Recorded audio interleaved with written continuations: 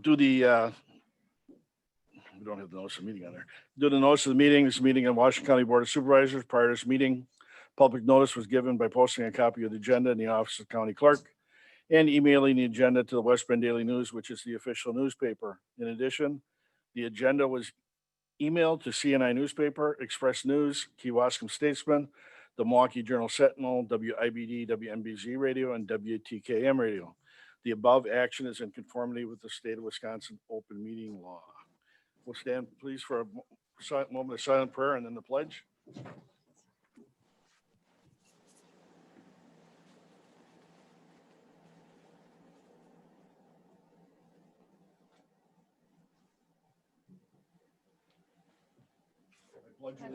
Allegiance to the flag of the United States of America and to the republic for which it stands, one nation under God, indivisible, with liberty and justice for all.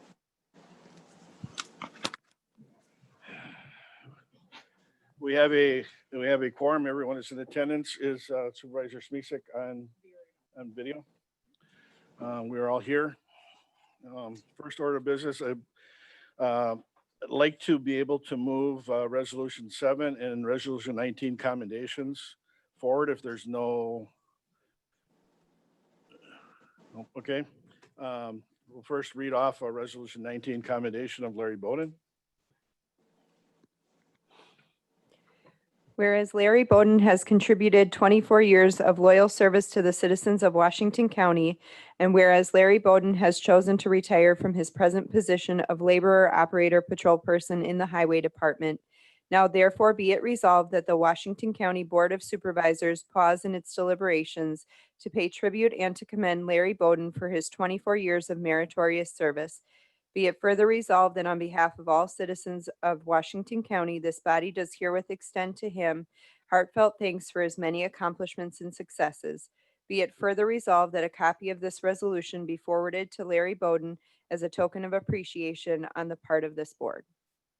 Okay, before we rise, I'd like to motion Kelling, Mary. Stand with our normal.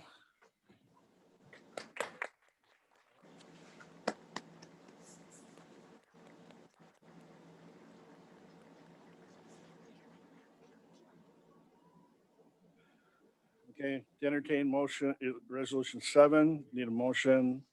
Supervisor Schleif, Supervisor Dice. And go ahead. Whereas Karen Long has contributed 25 years of loyal service to the citizens of Washington County, and whereas Karen Long has chosen to retire from her present position of Geographic Information Systems Analyst in Information Technology, now therefore be it resolved that the Washington County Board of Supervisors pause in its deliberations to pay tribute and to commend Karen Long for her 25 years of meritorious service. Be it further resolved that on behalf of all citizens of Washington County, this body does herewith extend to her heartfelt thanks for her many accomplishments and successes. Be it further resolved that a copy of this resolution be forwarded to Karen Long as a token of appreciation on the part of this board.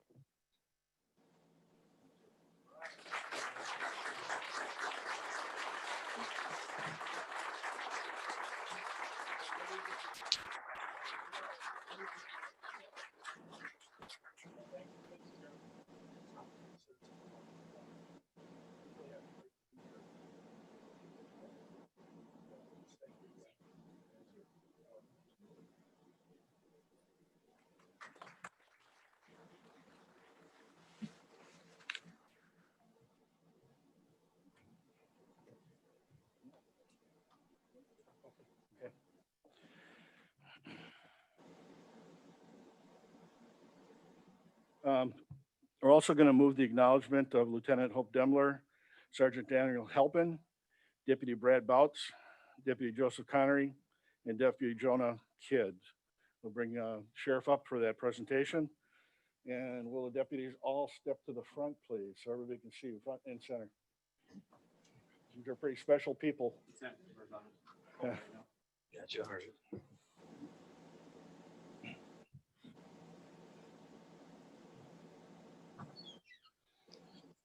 Lieutenant Demler's just on a phone call right now. If you could just Oh, wait just a second. okay.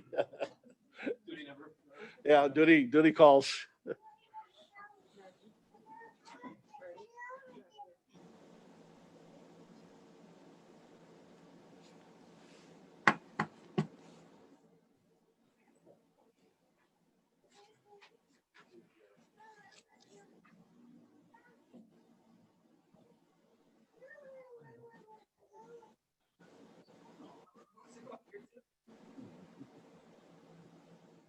Well, thank you very much, ladies and gentlemen of the county board. For the past 20 months or so, I've become in front of this board intermittently to kind of display the good works that our sheriff's office does for the community.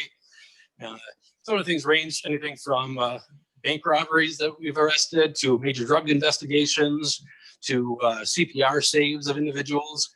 This one's a little different because although there's aspects of preserving life in the story here, there's also the other important part of it is the preservation of property. And I think just what's going on throughout the nation, the state, the region, I just want to emphasize to you that the sheriff's office is committed to protecting the property of the citizens that we serve. I think it's just an important message that the public should hear. So this is just a different way to illustrate it. But so I would just read what happened on, and you'll see some pictures up there on the board. Whereas on Saturday, June 6th, 2020, at 6:07 p.m., the Washington County Emergency Communications Center received a 911 call regarding a structure fire to an attached garage at a home in the village of Richfield, and the residence above the garage was occupied. Whereas the investigation revealed a lawnmower parked adjacent to the garage caught fire, and the fire rapidly spread to the attached garage. Whereas Lieutenant Demler, who just stepped out, was the first deputy to arrive and assisted in evacuating all individuals out of the residence, while deputies Kidd, Connery, Bouts, and Sergeant Halpin assisted the homeowner in moving a car away from the lawnmower to avoid a secondary fire. Whereas the deputies, without hesitation, entered the flaming smoke-filled garage to extinguish the fire with their department fire extinguishers before the flames could breach the residence. And whereas, according to the Richfield Fire Chief, the deputies' quick actions almost certainly averted what would likely have been a total loss of the home. Now, therefore, be resolved that Deputy Jonah Kidd, Deputy Joseph Connery, Deputy Brad Bouts, Sergeant Daniel Halpin, and Lieutenant Hope Demler are hereby acknowledged for their selfless act and fearless demeanor while upholding our agency's mission statement to protect life and property while serving the citizens of Washington County with professionalism and compassion. So I thank all of the staff for that.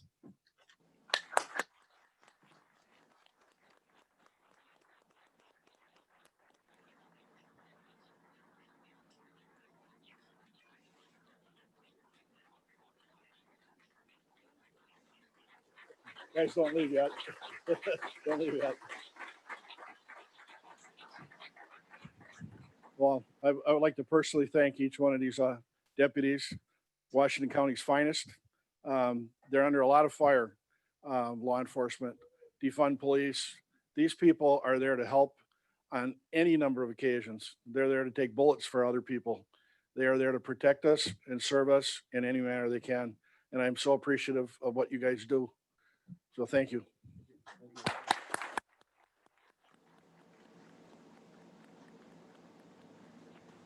Okay, dismissed. Thanks, guys. Appreciate it. You guys are awesome.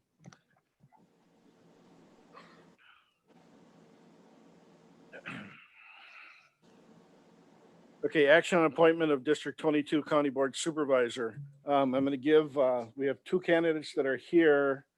The third candidate is not present. So I'm going to ask both candidate Zulik and candidate Schulteis to come up in front. Each one will have 3 to 4 minutes to give you a brief biography. We'll go with Schulteis. We received her application first, so we'll give her first shot at it. And then Dana Zulik will be next. I didn't say. Okay.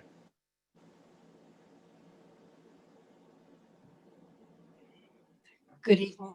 My name is Jody Schulteis, and it's a privilege of mine to be considered for the Washington County Board serving the residents of District 22. I would like to take a few moments to tell you a little bit about myself and the reason for seeking this appointment.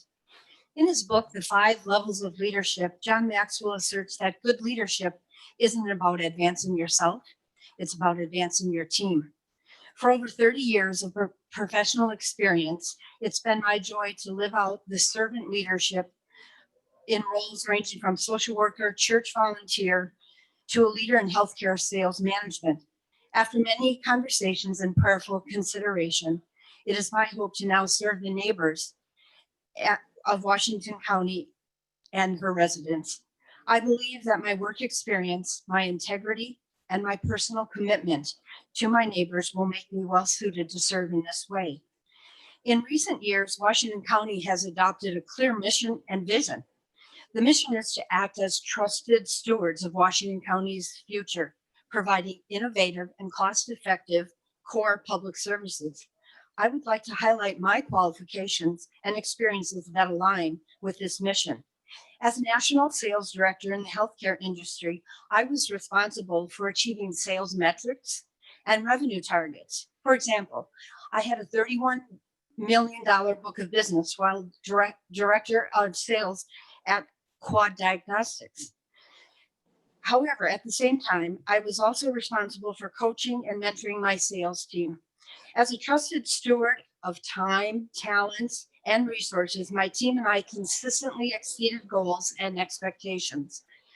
Healthcare sales and marketing is founded on innovation and cost effectiveness, utilizing data and market trends and opportunities. I was able to lead award-winning sales teams, increasing market share and share of voice with consistently achieving targets. I believe that this broad base of experiences in the corporate sector have equipped me to be an effective, discerning, innovative, and data-driven leader, which embodies the mission of Washington County. While I would like to talk about the 5 strategies, strategic priorities of Washington County with you, in the interest of time, I'll mention 2. Access to basic needs. In addition to my experience in the corporate healthcare sector, my educational training and my early work experience was in the field of social work. I have my master's degree in social work and spent time serving families and students in children's protective services and school social work. And I emphasized in the medical social work area, crisis intervention. My background, as well as my love of my fellow neighbors, will be a great asset in considering the physical, behavioral, and socioeconomic challenges and opportunities faced by our neighbors. A well-governed county. Operational excellence, compliance, creative collaborations, and the management of resources has been noted as key in performance-based management objectives of the county. Drawing from my corporate experience in healthcare sales leadership, as well as my civic engagement, volunteerism, and political activism, I believe that my broad base of experiences will equip me to serve in Washington County's new governance model. My ability to forge new and unlikely partnerships and collaborations, be a wise steward of resources, and my familiarity with metrics-based performance practices positions me to be a valuable asset to my colleagues and thoughtful representative for my neighbors. Before I close, I would like to quickly touch on the values embraced and embodied by Washington County: respect, optimism, integrity, innovation, compassion, and collaboration. These values embody my Washington County friends, neighbors, and leaders that we all hold dear. Throughout my 35 years as a Washington County resident, I have lived out these values in my professional and personal life. Through my volunteerism and church leadership, my professionalism in my corporate career, and my political volunteerism, and my relationships with those around me. It would be a joy to have the opportunity to serve others by living out these values in a leadership role. It is my sincere hope to work alongside of you to ensure that Washington County remains an extraordinary and vibrant place to live, work, and play, and raise a family in southeastern Wisconsin. Thank you for your time and consideration in my appointment. God bless each one of you. God bless Washington County, and God bless the United States of America. Thank you.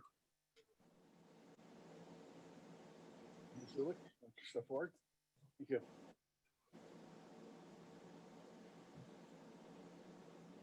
Good evening. Move this up a little.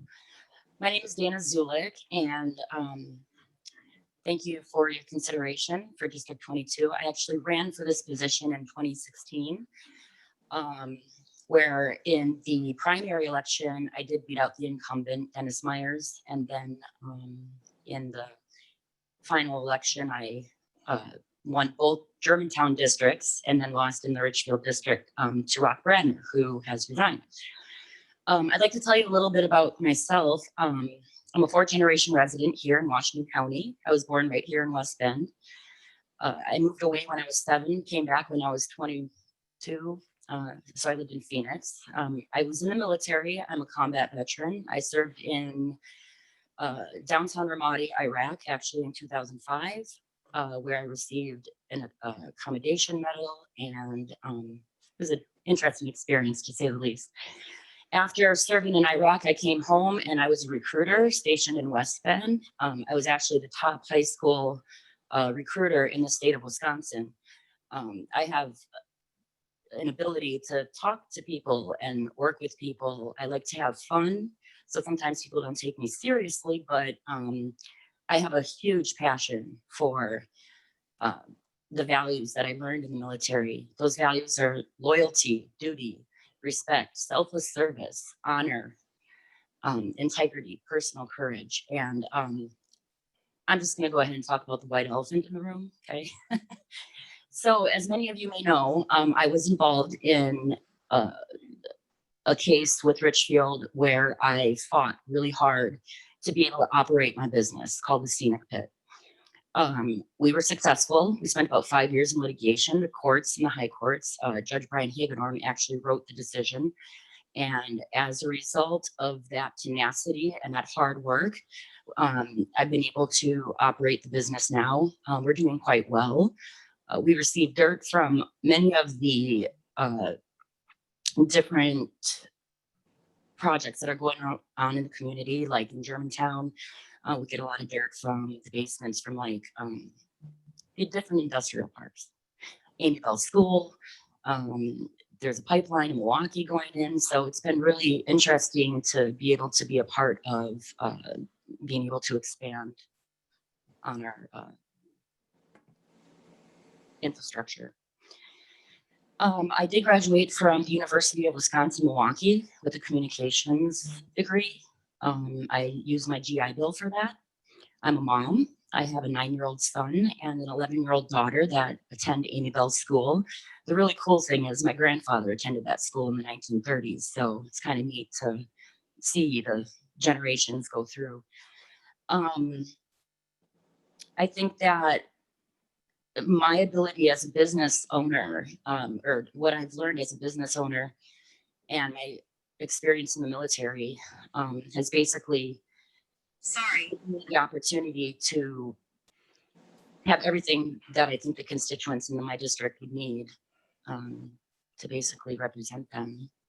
So my speech maybe wasn't as fancy as Jody's, but nonetheless, is there anything I'm forgetting? Basically, I am just passionate about making the difference. I believe as government officials, people who are elected, I realize this would be an appointment, but people who are elected have a huge responsibility, you know, with, especially at the local level, there's a lot of power that's given to our local governments. And with that power comes huge responsibility. And I'm very passionate about making sure that the people are represented properly, that it's not just a good old boy system, that it's not just who our favorite people are. It's about what's right and upholding our constitutional rights as Americans, as residents of Wisconsin. So thank you. And if you have any questions, I guess let me know. Yeah, we'll have questions in a second. Yeah, that's what I meant. So, yeah, okay. Thank you. All right, thank you. What we'll do is we're going to open it up to the board for questions. Please limit your question to one until everyone else has had a chance. If you have more than one question, you come back, we'll come back around to you. So, and you can ask, we'll have both you guys step up so that you're able to go to the mic. So are there any questions from the board? Each one had a pretty extensive background and that they sent to us. Hope everyone had a chance to look through it. Seeing that there's no questions. Okay, we have one, Supervisor Newman. We click on you here. There you go. Okay. Cursor's not working. My mouse isn't working. All set? Thank you both for coming in. Coming from someone that, speaking from experience, about a year and a half ago, I was in your same position. Question that was asked to me was, regardless of what happens tonight, do you plan on running in the next election?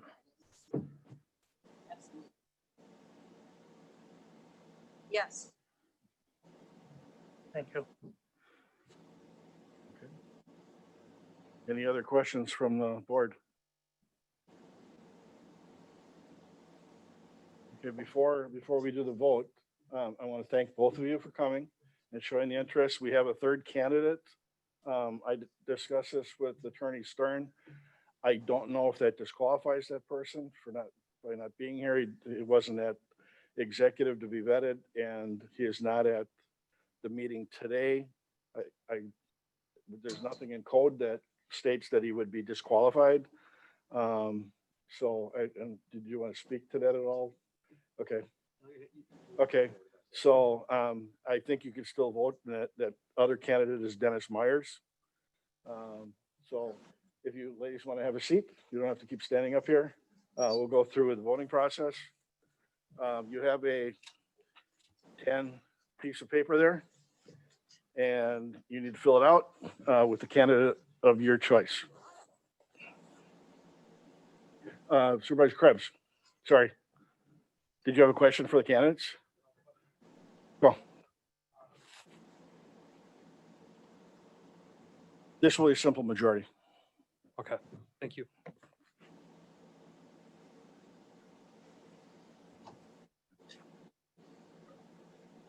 Yes, thank you, Mr. Chairman. My question is, will we be able to comment on this before everybody votes? Or at least before the votes are counted?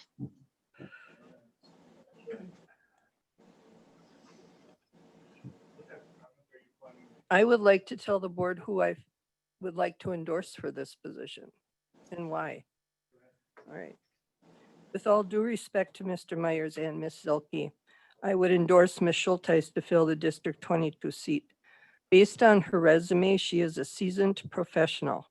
Her background in the health field and in marketing would be beneficial to this board as well as the citizens that she will be representing. Her education, including a master's in social work, is laudable.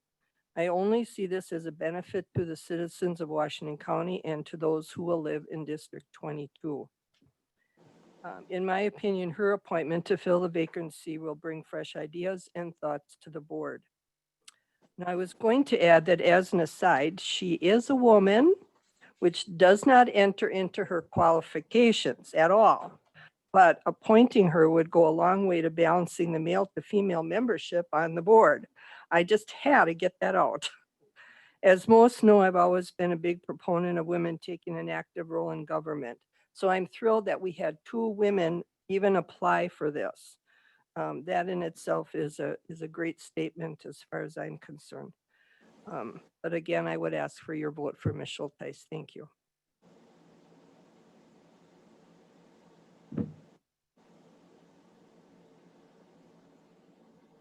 I just wanted to know, did anybody contact Dennis?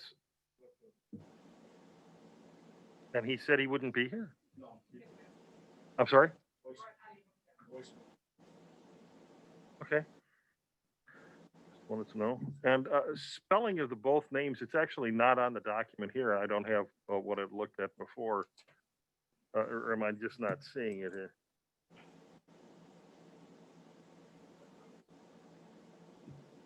Oh, yeah, I can read that. Yeah. There you go. Yeah. Okay, before everybody votes, I just want to make sure that everybody's aware that I think we need to consider the spirit of the electorate for that district. in 2016. While the Germantown portion was close, the Richfield portion was not close, and Supervisor Bradner won 68% of the vote. Ms. Zulik won 32% of the vote. And then there's also been other Richfield only elections where Ms. Zulik has not demonstrated that she has the support of the electorate to any meaningful degree. So I think that's worth considering in this, and I want to make sure everybody's aware of it. Thank you.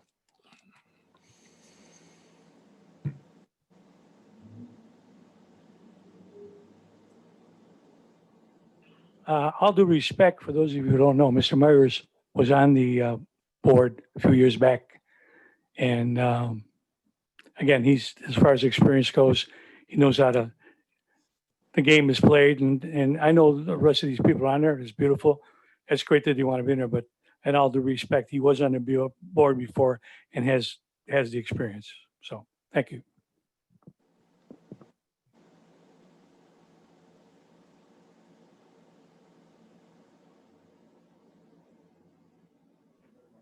Yeah, just one other point. I know that Supervisor Dice manages, to mention as far as having a female, and that's great. We do have 2 women on this, but seldom do we get a woman veteran. Being a veteran and having 4 kids serving, that means something to me. It should mean something to all of you. Thank you.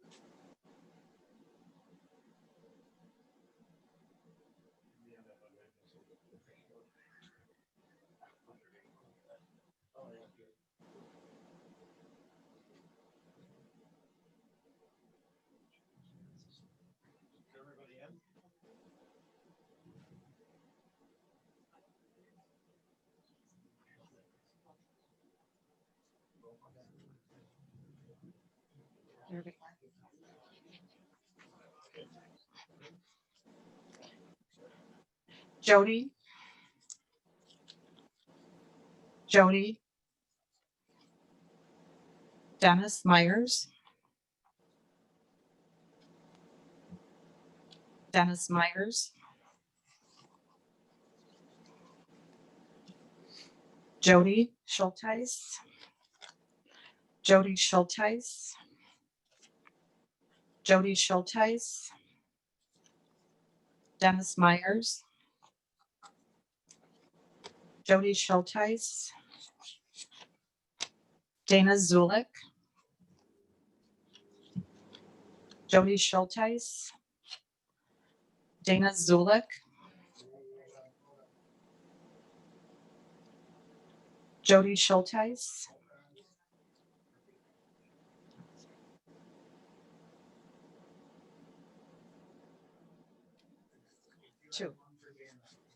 Two.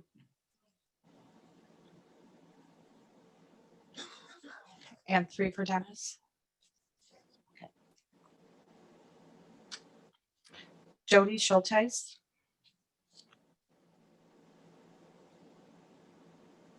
Jody Schulteis?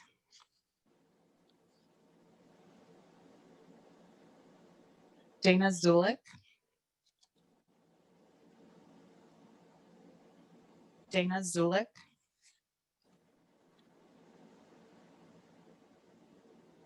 Jody Schulteis?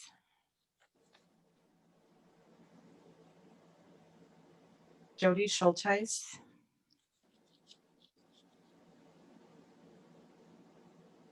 Dana Zulik,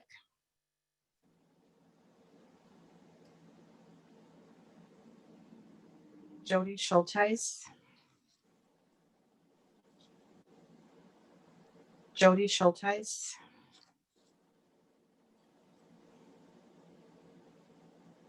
Jody Schulteis,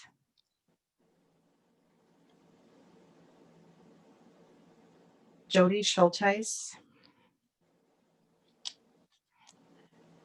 Jody Schulteis.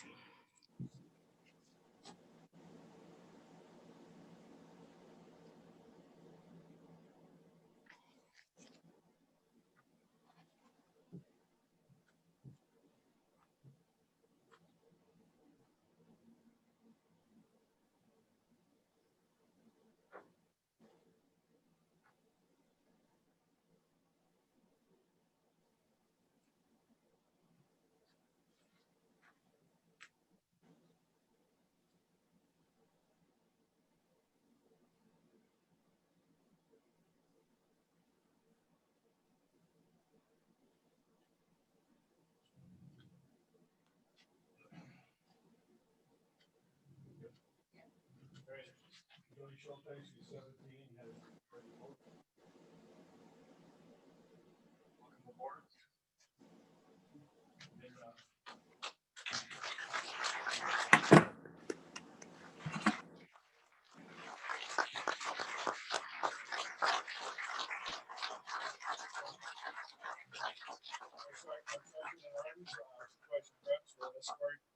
And, New supervisor Schulteis for her oath of office.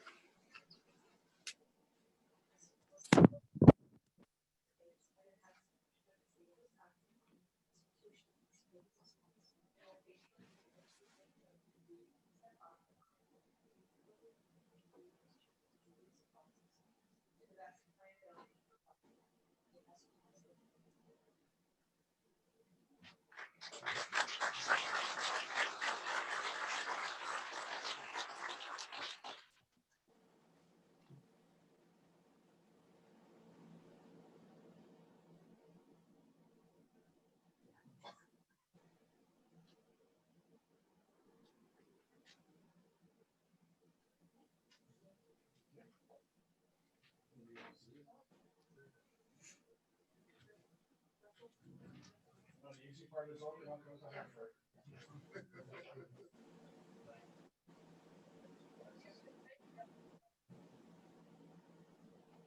So your arms big there, that's where you.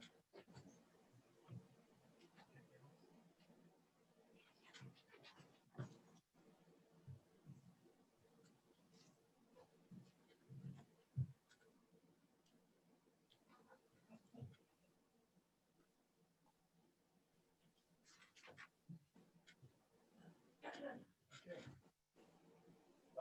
Next on the list is social parents life communication.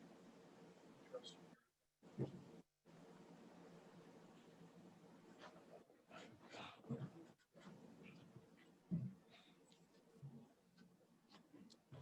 Good evening. I see my slide. I don't think anybody else does. You want to introduce yourself again too? Yes. Hi, I'm Mary Beth Borick. I'm the campus administrator at Samaritan Campus. I'm 3 days into vacation with 3 grandkids, 18, 14, and 10. So if my head seems just a little off kilter, I've been trying to keep up with 3 active kids this week. So.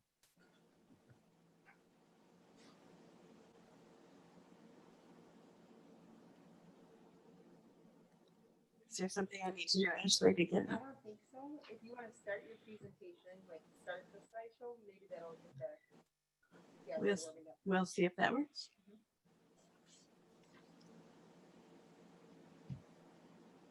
There you go. All right. Except on one side. So that's great. So Thomas Jefferson once wrote that I like the dreams of the future better than the history of the past. But tonight I get to tell a little bit about the brief past of Samaritan Campus. And then Patrick Carroll will move on to a lot of information about the potential future for all of us. So in 1966, Washington County actually broke ground on what is now known as the Samaritan Home, which became part of the Samaritan Campus. The county as a whole has been in the healthcare business and long-term care for well over 100 years. The citizens received services at that point, early on, what was often known as the poor farm, or was a work farm, where individuals actually had a sustainable community. There also were residents that were treated for, at that point, what was called the asylum. Oftentimes mental health issues at that time were not necessarily identified as what we know as they are today. So in 1968 is when the building actually was completed after the 66 groundbreaking. You can see the annex in the far background. That actually was the original part of the building that we originated from. In 1968, the building itself, as you see in the foreground, housed 332 residents. It was really the traditional nursing home at that point. There also was a unit for active treatment for mentally ill adults that were served. The layout of this 5-story building is which is what we are housed in now, is a significantly large building. We have over 146,000 square feet. It's a 5-story building. We have 4 floors of residence. We have a ground floor as well as a full basement. So when we talk about planned operations, utilizing and knowing what's in the building, it's pretty significant to cover. The building at the time mirrored a lot of what was going on at the time in the late 60s. So this was a medical model. So you will notice that there were double loaded quarters, which is what we still have now, rooms on both sides. Most of the rooms at that point were double rooms. There was a centrally enclosed nursing station. And at that point, and even up till about 15, 20 years ago, it was enclosed in glass. So it was a rendition of dealing with a lot of the mentally ill residents that might have been there at the time. Again, not necessarily being treated with the kinds of things that we know at this point. There were cement block walls. You could certainly see the cinder blocks, tile floors.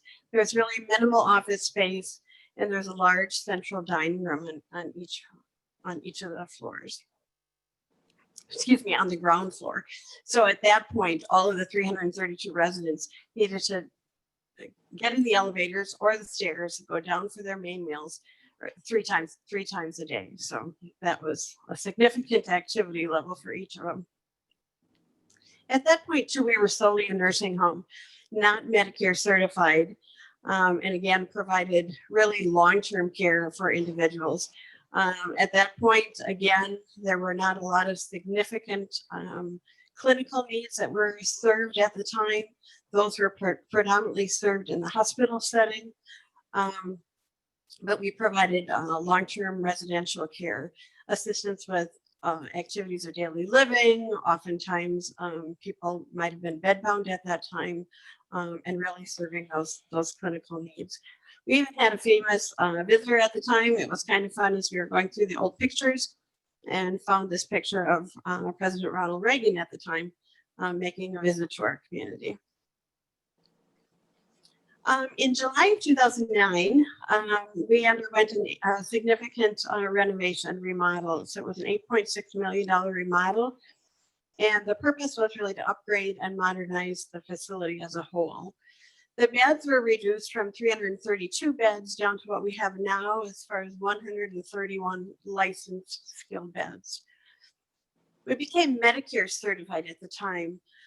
We receive a variety of payment sources, both Medicaid for those who have outlived their assets, as well as Medicare, more the insurance piece. And so the needs of our clinicians needed to increase significantly, as well as our therapy needs increased pretty dramatically at that time as well.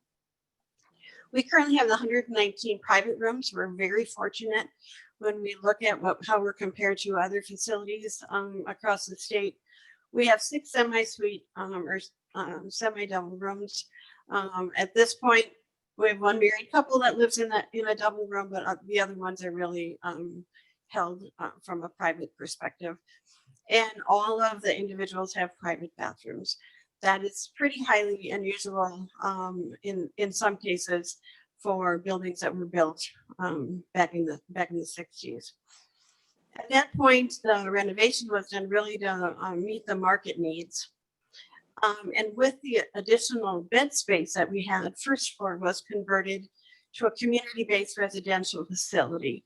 And that is one of the assisted living licenses that is held in Wisconsin. The question sometimes is asked is, why was that renovation done at that time? And we've really been taught to really take a look at the why when we really take a look at projects as well as processes. And at that point, we were really needing to address the consumer and operational needs of the old building.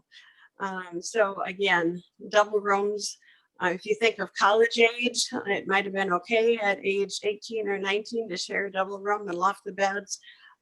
We don't have any lofted beds in our nursing home, but from a dignity perspective, as well as from equipment needs and that sort of thing, having private rooms is really something that's necessary in our minds from a clinician standpoint.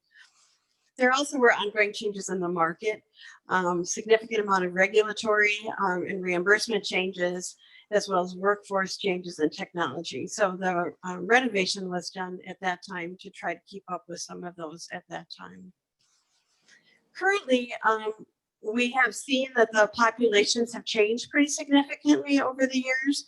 Right now, on our second floor, which is the main floor where you walk in, we have a very strong short-term rehab population that we serve.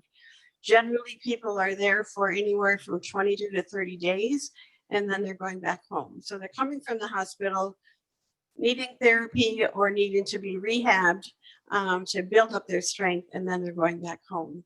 This area at this point also is used for a 14-day quarantine based on the COVID situation that we're all in. Anybody that's hospitalized or anyone that's coming from the hospital, we utilize that second floor for a 14-day quarantine time. Our long-term care predominantly is housed on our fourth floor. Most of those residents have been with us for a significant length of time, and they're very clinically complex. So throughout the building, we are dealing with a significant number of IVs, residents that need a lot of transfers, a significant amount of wound care, and that sort of thing. So our nursing skills really are needing to continue to keep up with that to make sure that we're providing the quality care that we're required to, and certainly that we want to. We have dementia and cognitive disability residents that are predominantly housed on our third floor. And throughout the building, based on when an admission might come, we deal with residents who are Chapter 50, known as Chapter 55. Those are residents who, on a very short notice basis, require some protective placement, and Samaritan is the location for Washington County to house Chapter 55 residents. On our campus, we have 2 licensed assisted livings. We use a lot of acronyms. Our community-based residential facility is housed on our first floor. That was done at the time when the renovation was completed in 2009. There are 31 units, 31 rooms where we serve. individuals. The license indicates that we cannot provide more than 3 hours of professional nursing care for individuals that are on that floor. That's a part of the continuum, and oftentimes some of those residents, as well as from the RCAC, may move to or from the nursing home and the rehab area. Our residential care apartment complex, or RCAC, is new construction that was done in 2006. There are 24 units. It's a very much of an apartment setting. We have both one bedroom as well as studio apartments for individuals. There we can provide up to 28 total hours of care. Again, in both of these settings, we provide 3 meals a day. We have an RN as well as 24-hour wait staff. Part of what started this discussion, as some of you may have seen, our lovely piece of equipment that's outside in our parking lot, lovingly known as our chiller. 2 years ago, the compressors on the roof started going from 4 down to 3, down to 2, down to 1.5, and we knew we were in. We had some issues. The temperature for both the staff as well as the residents is really key, and in a cement cinder block building, with windows that do not open, keeping that building cool was a significant challenge.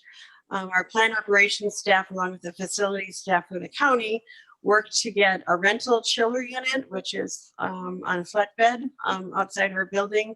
So that was hooked up. I learned a lot about hooking up a chiller and boring through a cinder block building with 6-inch pipe going in, and architecturally not very pretty, hooked up so that we are able to run that chiller for the summer months that we need. That, as well as a significant number of physical challenges that we have in a 52-year-old building, started the discussions, and we had a full facilities study that was done by the county, and this is kind of a list of some of the projects that really would exceed $5 million to do all of the things that are necessary in order to bring the building up to what we feel it would need, and in many cases, much of that can't be attained with the 52-year-old building that we're dealing with. So that really created much of our discussion about the future. And so I will introduce Patrick Carroll to talk about some of the studies that they've done on our behalf.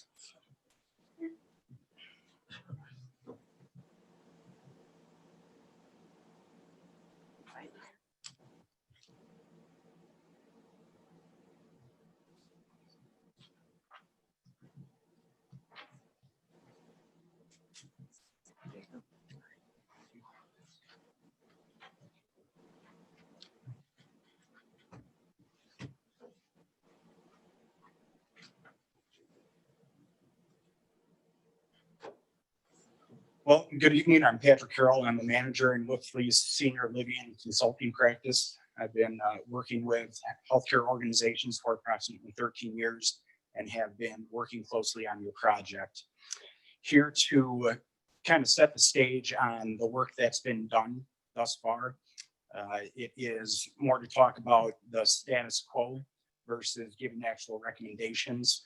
Next steps in the analysis are still ongoing. So it's really to give you a background on the work that we've done and kind of the status quo of the Samaritan campus. Is there anything I need to do to get this to pop up? It's a PDF versus a PowerPoint.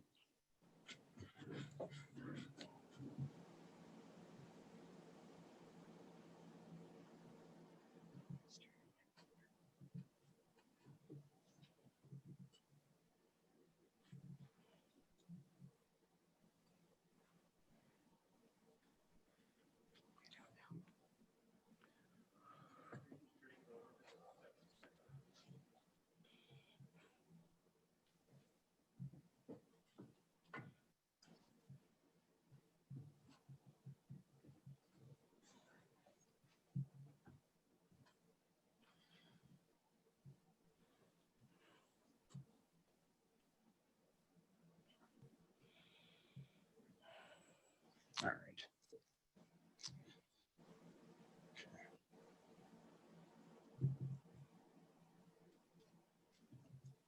There we go. All right. So the work that we've done thus far was a market demand analysis, which was intended to identify the need for skilled nursing beds within the county, assisted living beds within the county, and we also looked at specific memory care assisted living need within the county. So the purpose of that is to identify if the county is overbedded, kind of right sized, or potentially needs more beds by service type. We also reviewed the facility assessment that was prepared, and that's kind of factoring into the financial analysis.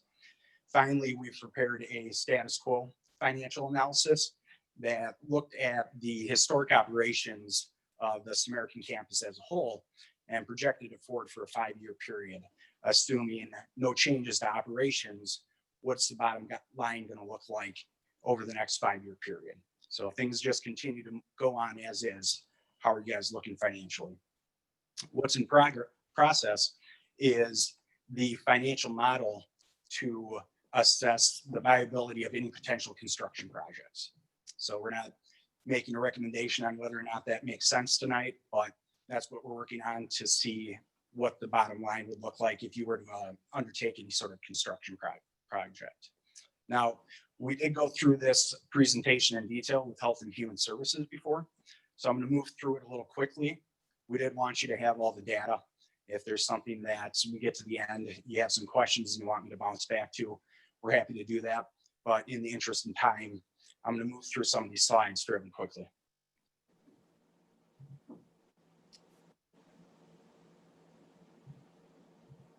So starting with the market demand analysis, the findings specific to the nursing home beds were that the county is overbedded. So when we do our demand analysis, we're looking at nursing home utilization that's specific to the Washington County region. And we're looking at the trends in the nursing home utilization. That data is provided by the Wisconsin Department of Health Services. And then we're looking at population data and current day population, projecting it out 5 years to see the impact of any changes in the age cohorts of each population size. And then finally factoring in the number of licensed beds that are in Washington County to determine, again, whether or not the county has sufficient number of beds. And the findings are that the county is significantly overbedded currently. And a couple factors in that. We know that the baby boomer population is oncoming, but the first boomer doesn't, it's about 10 years until they're really going to start hitting the senior living industry and really impacting the need for nursing home beds. So although there's population growth in some of those aging groups that utilize senior living services, that big boom isn't here yet. The other factor is nursing home utilization has been trending downward for 30 years, and it continues to steadily decrease. When we do our projections, we make an assumption that nursing home utilization will continue to decrease. And when we calculate that, we look at kind of the historic trends and use more recent decreases as opposed to the large decrease over 30 years, so that we're being somewhat conservative in that declining utilization. But that calculation leads us to arrive at current day, the county is overbedded by approximately 75 beds, and projecting forward, even though there's going to be a population growth, we're assuming that nursing home utilization will continue to decline, and therefore the excess of beds will increase. And again, this is just over the next 5-year period. Sure.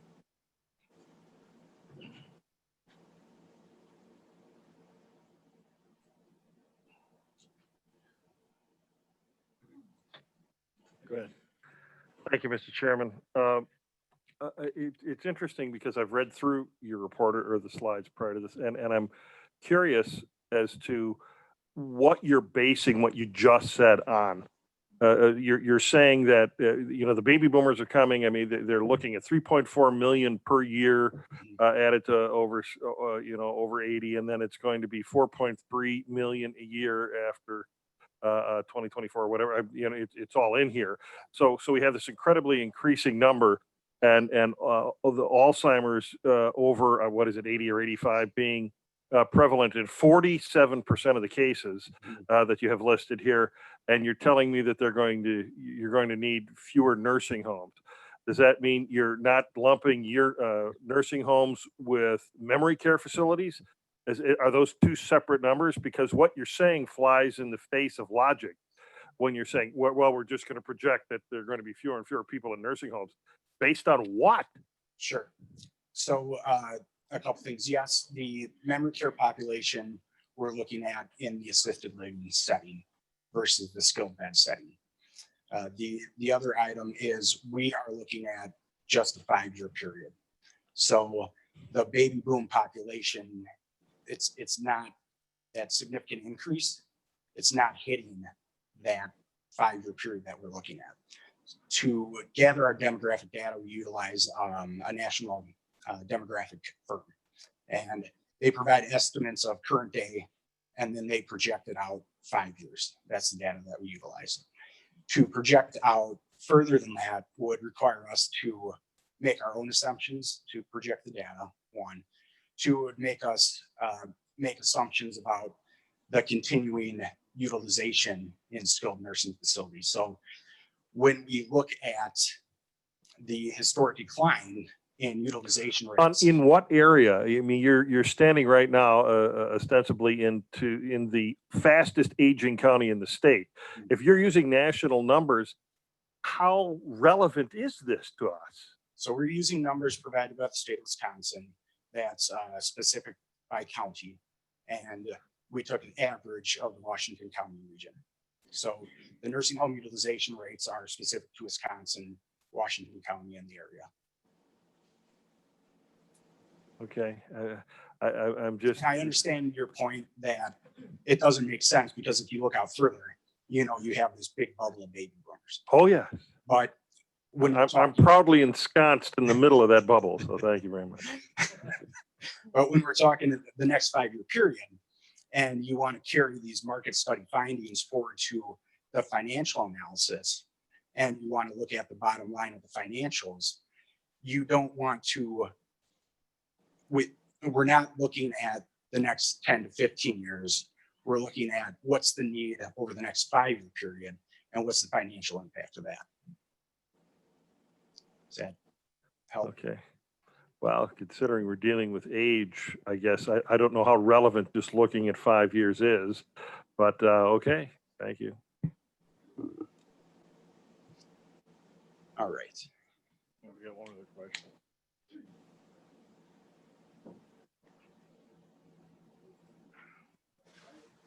There we go. Okay. I have a comment and a question. So comment is, while we want to think about baby boomers, we also want to recognize that they're a population bubble, and we got to think after baby boomers as well. So if we were to build specifically for the baby boomers, we're going to end up with excess capacity after baby boomers. So that's something that's got to be factored in there. And I'm not an expert, so I don't know how you do that. The other thing is, when we look at excess beds, and I know Samaritan focuses primarily on Medicare eligible people. Do these other facilities also welcome Medicare eligible people at a capacity where, hypothetically, if we refocus Samaritan on maybe memory care people, that those who need skilled nursing could go to those other three and they would pick up that capacity? Well, there's certainly capacity in the market area, and let me get to. But are they willing to serve Medicare patients at the capacity that we need? You get what I'm saying? I do. They'd definitely be happy to take the Medicare patients. Okay. That's a good payer. The concern would be on the Medicare side. And that is individuals that are in this state funded insurance for low income type people. And that's the poor, they reimburse not to meet the cost of care. And that's the issue. So some of the facilities in the market area will take Medicaid type residents to fill their beds, but it's not a desirable resident. So downsizing could be an issue with finding placement for Medicaid type residents. Okay, so Medicare residents would be able to find placement, but Medicaid would struggle. Potentially. Okay, all right, thank you. Supervisor Sorcy. Thank you, Mr. Chairman. I was going to ask this question at the last meeting, but Chris cut me off. No, she didn't. No, she, hypothetically, if we were to sell Samaritan, okay, I know we still have our obligation to do our people, but what would be our costs versus doing the new situation? We haven't got into the I don't want to put you in the thing. I was just thinking it last time and I wanted to get that out. Sure. Yeah, we haven't done the financial analysis on the sales side, so I can't answer that one today. But that's certainly something that we can look into. All right, thank you. Sorry, continue. All right, thank you.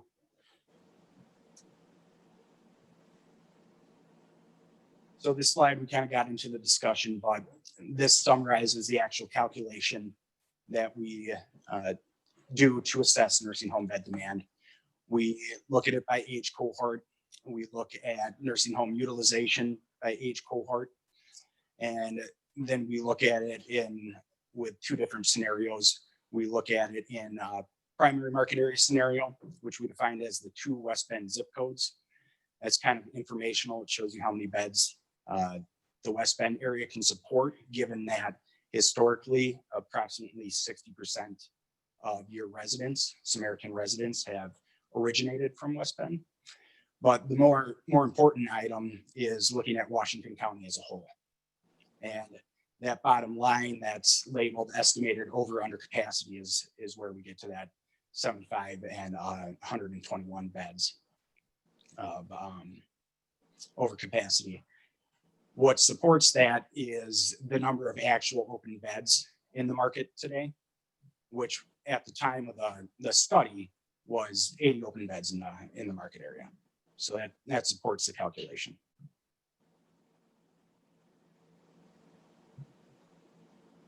Looking at assisted living specific to CBRF, the demand analysis that we do looks specifically at private pay. So looking at residents that would be able to afford to pay for assisted living services out of pocket. The analysis suggested that the market's about right sized. There's not too many beds, but there's not an opportunity to expand those types of services. When you look at specific to memory care and affordable assisted living beds, that's going to be a significant need going forward, and most specifically affordable assisted living beds, which is what your CBRF is currently supporting, and the need that's how you're meeting your county residents' needs. When we look out more long range, there's a significant increase in the aging population, and approximately 1/3 of those people would fall into what we would define as low income category, who would require assistance to be able to pay for assisted living services. With that in mind, that suggests that in order to continue to serve those residents in the county, there's a need for your CBRF units. Although there's not an opportunity to potentially improve what we call payer mix, where you have more of those private pay residents in-house that are paying a more favorable rate and more financially lucrative to the bottom line. There's a need for the county to be able to serve those low-income residents, and the CBRF is meeting those needs currently, and there's going to be a need for that for many years to come. Looking specifically at the RCAC licensed assisted living, it's the same findings as the CBRF, where the market is not overbedded, it's not underbedded, it's about right sized. Some of the surveys found average occupancy across the market within the county being above 90%. That's suggests that the available units are meeting the needs. The RCAC has historically captured a higher percentage of the private pay residents, which is the more favorable payer, and they've historically maintained high occupancy levels. Again, suggesting that the RCAC could, on a market demand perspective, remain part of the continuum of care within the county.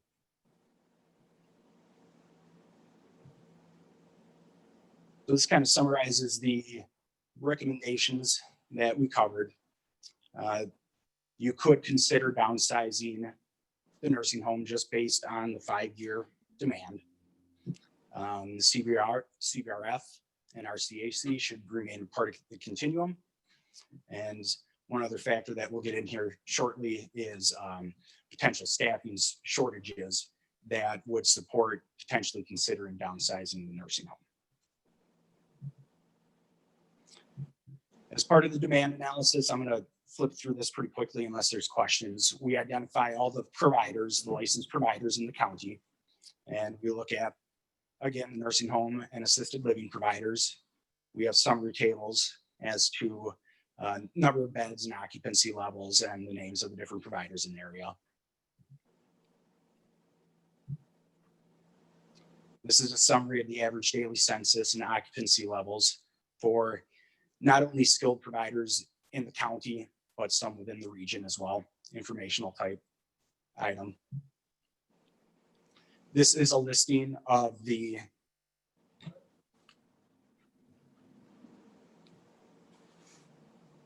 Go back to that last one. Sure.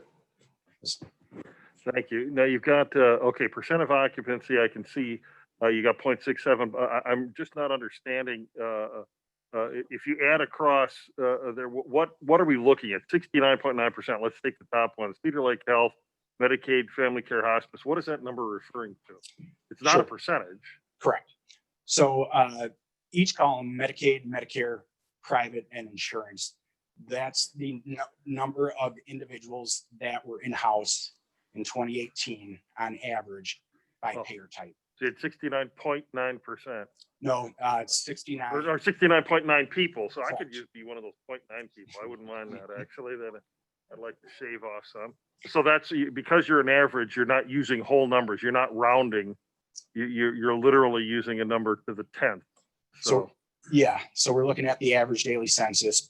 An individual on Medicare will not be in-house for a full month. They might be there for 4 or 5 days. Okay. So we want to look at the year as a whole, on average, how many residents will be in-house. Okay. Knowing that it ebbs and flows on a day-to-day basis, but to try to get a picture. No, on an it makes annual sense basis. now, but it wasn't really clear Sure. on what, because you went 10. So I would have just thought you would have rounded up or down, but with that explanation, that's fine. Thank you. Mm-hmm.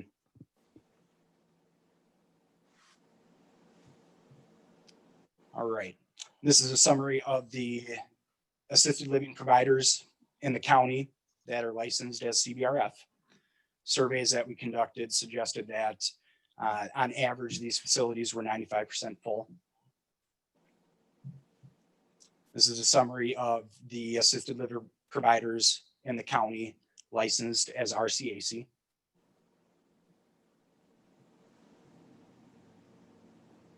That's it on the summary of the competitive data that we gathered. So now we'll get into the demographics. And this is the slide that you were referring to. So we're at the point where boomers are starting to turn just about 75.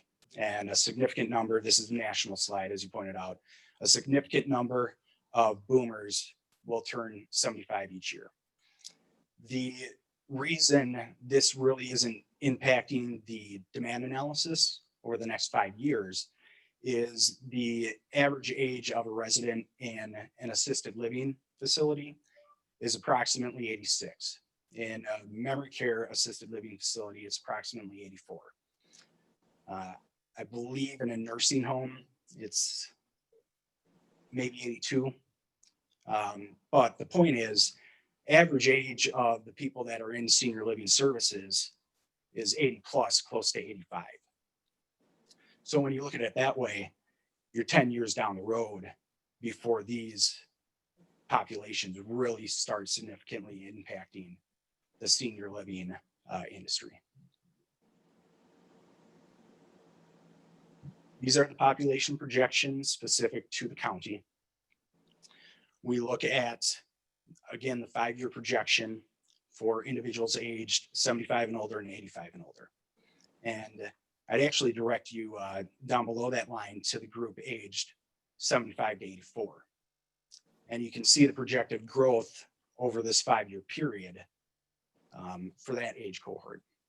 So again, they're not really hitting the system quite yet, but 2025 to 2030, 2030 to 2035, that's when you really start to see it. Worker ratio, this is long range projections provided by a different source. This is provided by the state. And the big point that we like to hit on when we look at these numbers is what we call the worker ratio. And we define that calculation as looking at the number of individuals aged 20 to 64 compared to the number of individuals aged 65 and older and 85 and older. And the thought is folks aged 20 to 64 are the folks that are available to potentially provide care to the aging population. And the issue in Washington County and everywhere is that worker ratio is declining significantly. And if you look at the next 10-year period, 2020 to 2030, that ratio for individuals aged 85 and older is projected to decrease by 30%. So one of the things that needs to be considered is, and say we found that there's significant demand for additional skilled beds over the next 5-year period. Well, the other consideration is, are we going to be able to staff the facility to be able to care for those residents? Or do we need to make an adjustment to the facility size based on the number of staff that we can recruit to care for individuals? Household income projections, this really factors in when we look at the assisted living demand. Again, looking at the ability of individuals to be able to pay privately. There's significant growth in 50,000 plus population for householders age 65 and older and 75 and older. These next slides I'll flip through pretty quickly. These tables were provided by the county facility management assessment that was done. And I have each slide kind of broken out by timeline. So this is a summary of what was identified in needing to be replaced or have work done over the next 6 months, 6 to 12 months, next 24 months, 3 to 5 years.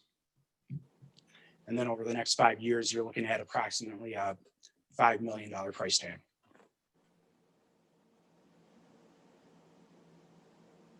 Supervisor Bossert. Okay, on the first slide, you showed 250,000 for chiller.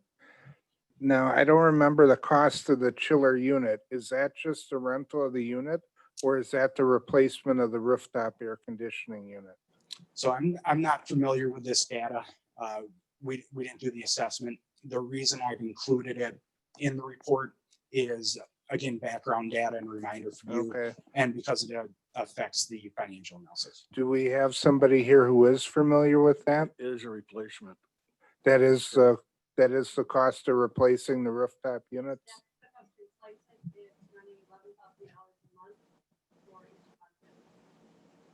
The chiller, but that actual 250,000 is to replace the rooftop units, so we would get rid of the chiller then. Got it. Okay, thank you.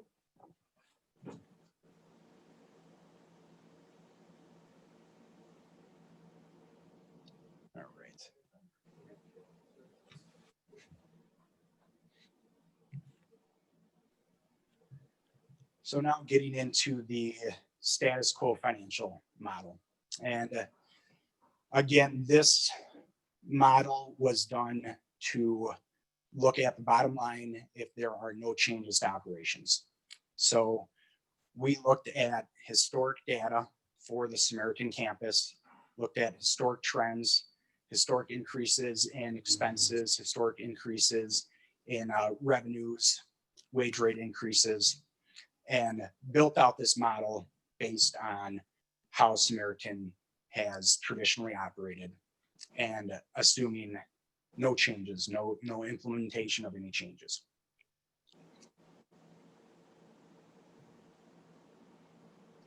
So these next few slides really summarize some of the detail on the assumptions that went into the model.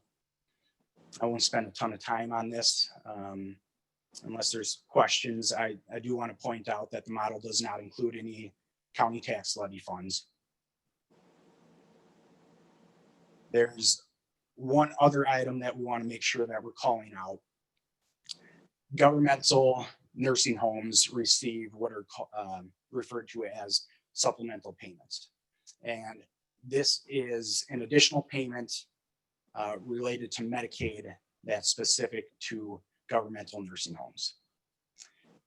There, at the beginning of the year, there's an award letter that's sent out by the state, which tells you how much you're going to receive per resident.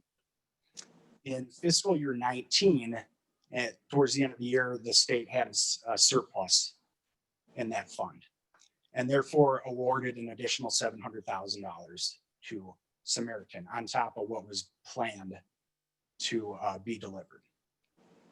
The financial model excluded that additional payment because it's related to surplus funds. So we don't want to assume over the next 5 years that money is going to be there. The last bullet point summarizes the historic payments so that you can see the past couple of years that payment's been there. But fiscal year 17 through fiscal year 15, those numbers are what we would expect to see based on the award letter.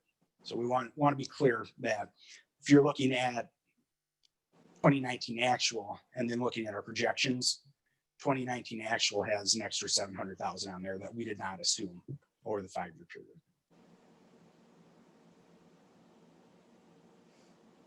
One other item we'd like to call out is the WRS pension expense. This is a non-cash item based on a retirement fund managed by the state. Samaritan doesn't have any control over what the expense is to this. They get a notice from the state at the end of each year. You either need to book an expense for this or a contra expense, and it's really a non-cash item that you have no control over. So we removed that from 2019, so we're looking at like kind numbers, and did not make any assumption related to that expense in the projections. So that's another item that we want to be clear on is missing.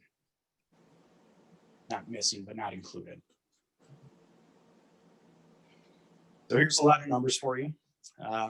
This is the bottom line, the income loss from what we call true operations.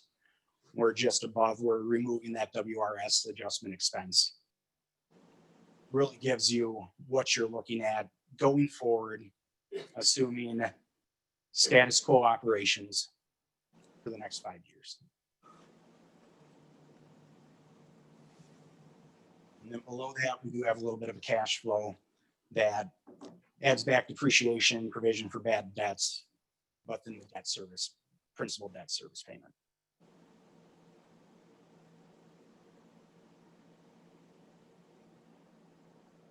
Next steps, maybe I'll have Josh kind of talk about that specifically.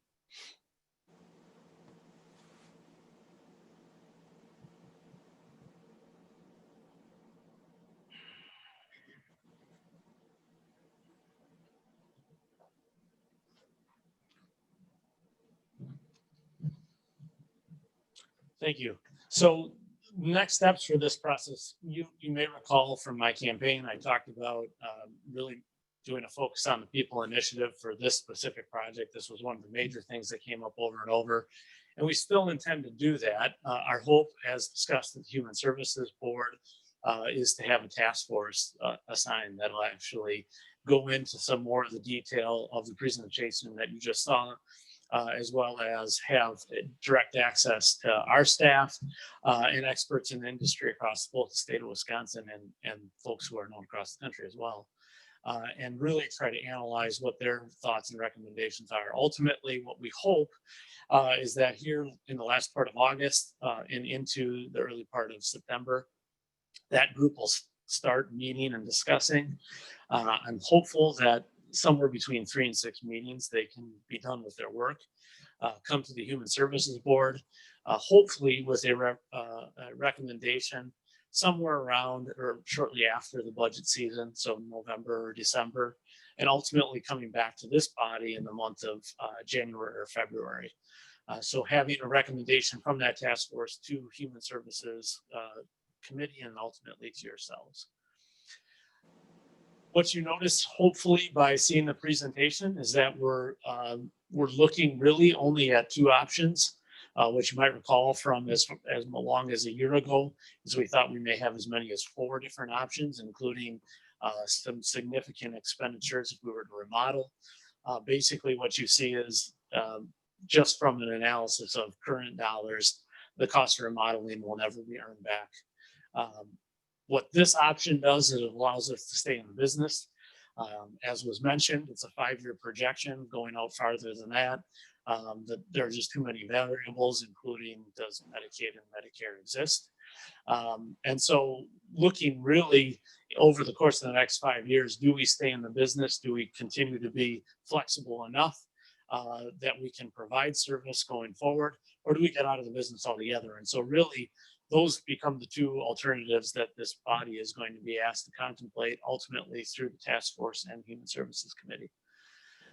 What I'm hopeful of versus what we previously talked about with the potential of having to go to a referendum, and the proposals that we're looking at today are much smaller in their variety. As you can see, we would be proposing to downsize the operation and be flexible at the same time. What that ultimately means is rather than a much larger expense that we had thought about, really what you're talking about and what you'll be contemplating is borrowing money, which wouldn't necessarily need to go to referendum unless you so choose for it to go to referendum. This body has the ability to make that decision on its own. So the question becomes, do you want to borrow the money? Number 1, and number 2, do you want to increase property taxes in order to pay for that borrowing? If the answer to both of those questions is yes, the facility will have the wherewithal to operate on its own, save the debt payment, and for the foreseeable future.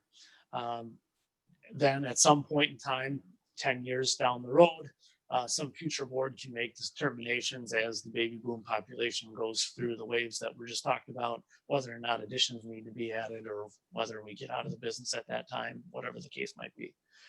So for the time being, the process will take us over the course of really the next 4 to 6 months down a path of that task force, Human Services Committee, and ultimately this body making a decision on whether or not you want to borrow the money and then use property taxes to pay that borrowing off. So with that, if there's any, Matt, anything else we should be adding? Well, this is complex and it's quite a dilemma. But at the same time, what we're trying to do is 1, ascertain, should Washington County maintain a county nursing home? That's 1. Number 2 is that should we do it as conservative as possible? You look at the scary numbers of the baby boomers and how it's hitting, and yet at the same time, no one in the nation can tell you in 10 years, will skilled nursing home continue as the product is today? I would venture to say absolutely no. There is no way we can, as a nation, afford skilled nursing in the way we do it today for the baby boomers. So consequently, what we see is what will happen is skilled nursing will be used for rehab and a very acute care, not hospital, but very acute care skilled nursing. Other than that, long-term care, as we know it today, will shift into assisted living. And one of the things we're looking at is a creative model. We could show you these numbers and pretty much smoke most of you into thinking we need to build 100 or double what we have today. We can't afford that in the future, and our taxpayers can't afford that. So we have to take a very realistic approach to this. That's why the model is looking at 50 nursing home beds and 30 CBRF while maintaining our current 24 RCAC apartments. Today, if you looked at the census, we have the RCAC filled 24, CBRF filled 31, skilled nursing of 131 beds, only 88 today. And we see it downsizing because of the fact that the federal government taps onto the state government, taps onto we cannot afford it. That we're going to be aging at home, we're going to be aging in assisted living. There are major paradigm shifts going on at the same time. Josh mentions, will Medicaid and Medicare exist in 10 years? This model shows that if we can build 50 and 30, we can pay for this project in 20 years. It will cost approximately $20 million, and the taxpayers will be made whole and retained whole. So what we're trying to do is not steal or compete with the other 3 nursing homes. But on the other hand, what we're trying to say is, do we have an obligation? Today we have at least 20 is nothing, but we have at least 20 Chapter 55 who require protective placement. You couldn't touch that with a 10-foot pole with any of the 3 nursing homes. They don't want them. Neither do they want behaviors. For the 7 years I've been here, nursing homes, the 3 and others, as soon as they get a tough client, and you know how dementia care works, it starts off slow. Everyone wants to be a specialist in dementia care. Then they peak. No one wants them. Then eventually they'll either die or they'll settle down and there'll be easier maintenance type care. The problem is no one wants them at their peak. The county has been taking them, and the county has been taking the Chapter 55s. What does a place like Lasada do? They ship them to Clearview in Dodge County, and they pay the daily rate for that. That's taxpayers' dollars. We at least get reimbursed. We at least qualify for what they were speaking about with special payments. So we get this $1.3 million each year to help keep us in the black. And even with our conservative projections, we also put in the future, there may be a tax levy that will be required to keep us operational. 500,000, maybe less, maybe a little more. We don't know how this is going to shape up. But what we don't want is to dump a large major building project.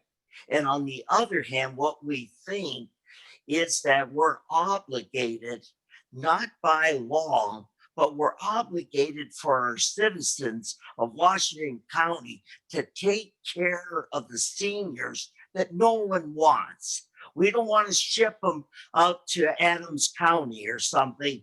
We feel they've been good citizens. They paid throughout their life. Why not care for them here? And that's what we're trying to do. Today's session is not for you to make decisions, but it's for you to be aware of where we are today. And let us go to a task force. Let us have people think about it who are not related to the situation and come back and say with a reasonable thought, all Washington County citizens, we think the county board should consider the following. The only reason we dropped off at 50, I wanted 60, is that there's a special rate with the state that will get more money with 50 residents than with 60. So that's why we're juggling around all the different numbers. And so we don't know what we're going to come back with, but we need to have you aware that there's a crisis, and that crisis is the current 52-year-old building. We were married. I was married in 67. So 52 years, I'm beat up. So the building itself is beat up. We can't. And they say, well, for $5 million, we can restore it. We have problems with that building. In the summertime, we can't keep it cool. In the wintertime, we can't keep it heated.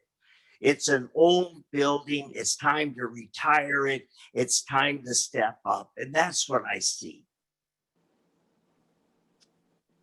Thank you, Matt. There were a few other things I wanted to hit on before wrapping up here. And Matt hit on one of them. There's a specific reason that we're looking at 50 nursing home beds. To Matt's point, the state has a program called Small Home Incentive, where if you're 50 beds or less, there's an extra payment on top of the traditional Medicaid payment to assist with reimbursement. If you go to 51 beds, that payment disappears. The other reason is just from the demand analysis, you're at 130 right now. We're saying you're overbedded current day by approximately 80 beds, projected to grow over the next 5-year period. You're taking 80 skilled beds offline when you drop down to 50.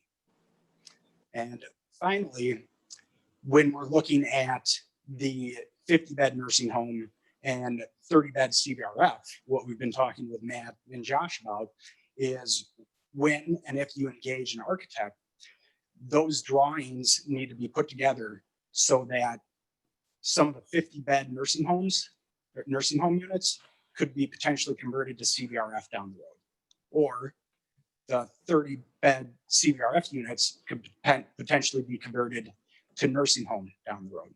So while we're planning for current day realities for the next 5-year period, your overall plan needs to be flexible for the future, knowing that there potentially could be that large boom with the baby boomers.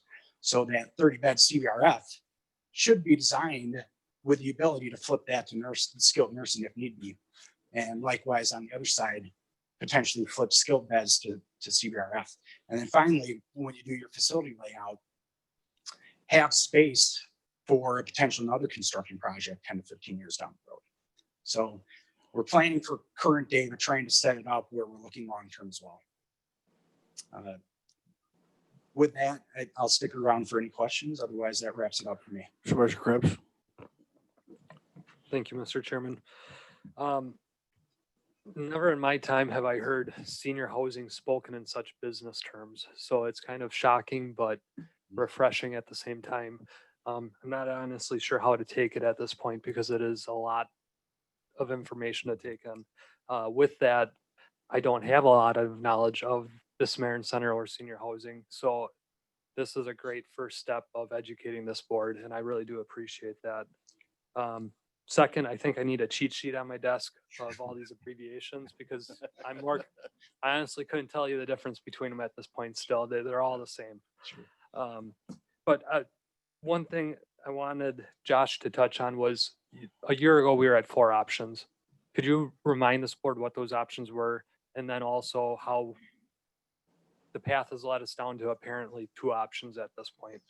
Yeah, and I failed to mention something too that I'll help clarify, I think. One, when we started this process, I made very clear to Matt and to Whitfley that what I really wanted to see was a proposal that really narrowed down the population. We're really not talking about all baby boomers in Washington County. We're talking about a small percentage of baby boomers that really, at the end of their life, will have no assets left. We're talking about the impoverished population. So that's when you start to talk about Title 19 Medicaid population. You're talking about folks who literally have nothing and have nowhere to go. That's who we're here to serve. So that helps answer the question of why did we go from 4 down to 2? Well, we started off with everything from sell and completely get out of the business all the way to building new. And in between was different versions of remodeling the facility that we currently have. As Matt started to allude to, putting $5 million into that building would be like putting lipstick on a pig. Putting $10 million onto that building would be just putting different lipstick on. So the facility was literally built like a concrete bunker in the 1960s and is of that variety. So really, basically what happened was we struck that option pretty early on, because by the time we started to put the numbers together on what would it actually take to just remodel this to a point where it would be sustainable for the next 25 years, it's almost a $20 million project. And now you're thinking, well, why wouldn't we just build a new facility? One thing to keep in mind is that it's hard to see in the pictures that you saw, but the Samaritan skilled nursing facility is the large facility you see when you drive on 33. The fields, the RCAC, which is basically just assisted living. I don't know the acronyms either.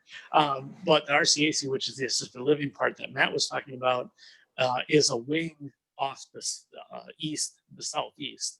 That portion is the newer portion, was alluded to it when Mary Beth was presenting. That portion would stay in all the scenarios. That's it.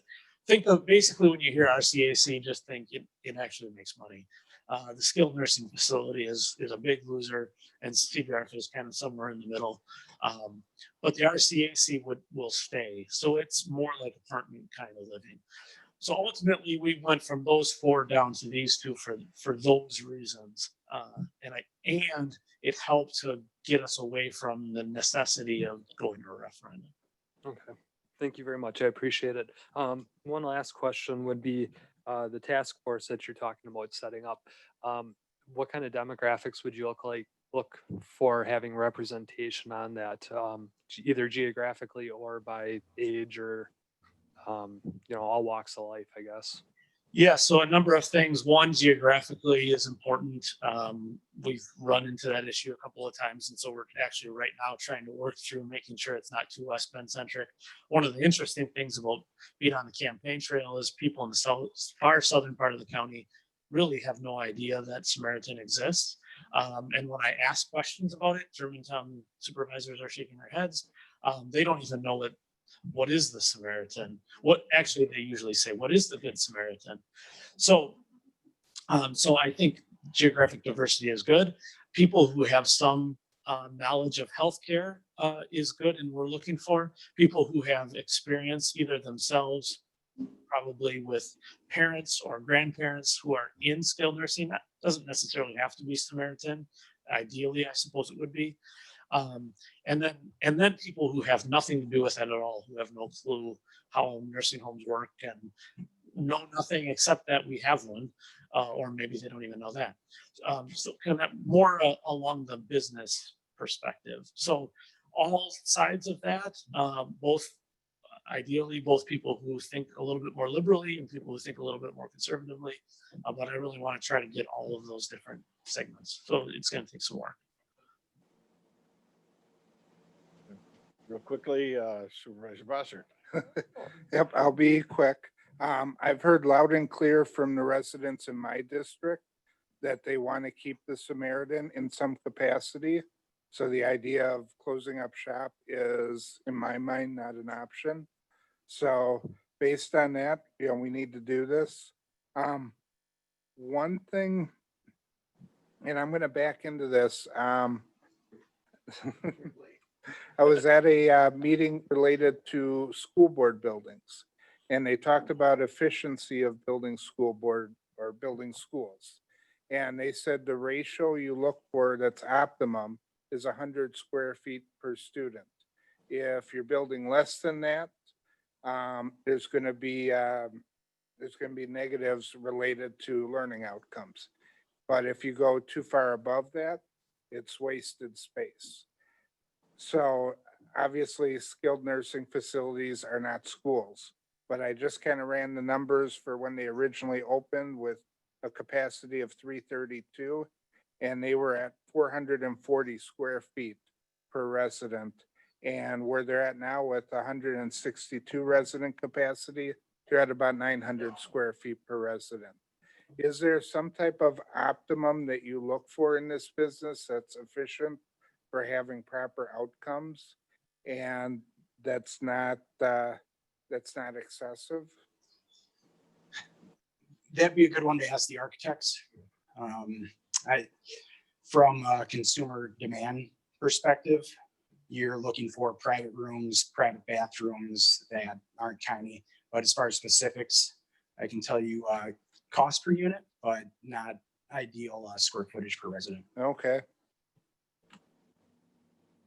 The other thing I'd just like to add to your comment about whether or not we proceed, where the decision's really going to come for this body will be on borrowing $20 million. And when you do that, and if you do that, the expense that you're taking on, that'll come. We've never done this in the 7 years that I've been here, so it'll be a new experience for you all. I know people in this room in municipalities have done it, but you will literally be borrowing to increase taxes.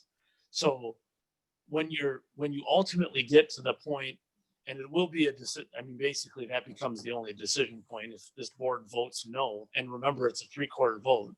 3/4 of you have to vote yes in order to borrow the money. If the board, you don't get to 3/4, you're essentially saying we're out of business. So you're literally, at the end of the day, going to be voting to raise taxes for this purpose. So keep that in mind. And I think that's an important thing for you to talk to your constituents about, because when we've talked to constituents, and I know Matt, for example, was at a Common Sense Citizens meeting and had this exact same discussion, they are very adamant that Samaritan stays until they find out they have to pay for it. So I am serious. So that's going to be a big part of why I think it's important to have a task force that's independent from this body, consulting and giving you a recommendation. Because I think it is focusing on the people, it gives them an opportunity to say, this is what the community should do and why. Supervisor Marquardt. One clarification on the 50 bed limitation, so the small home incentive. Is that something that is by facility or by owner? So, I mean, if we considered two of these, would that 50 bed limitation apply or not? That's a good one. I'd have to get back to you on that. It certainly would have to be two separate licenses. It probably wouldn't be able to get away with that, but I can dig into it. Okay, not that I'm advocating that, but I was curious. Yeah. After I heard it at the committee meeting. And then my other comment would be that if we are currently at 72% Medicaid patients, which is in that ballpark, obviously, that means about 63 of our 88 that Matt cited are on Medicaid. And if we have 50 beds, that means Medicaid will have to go to other facilities who are not going to want them. So just throwing that out there. Thank you.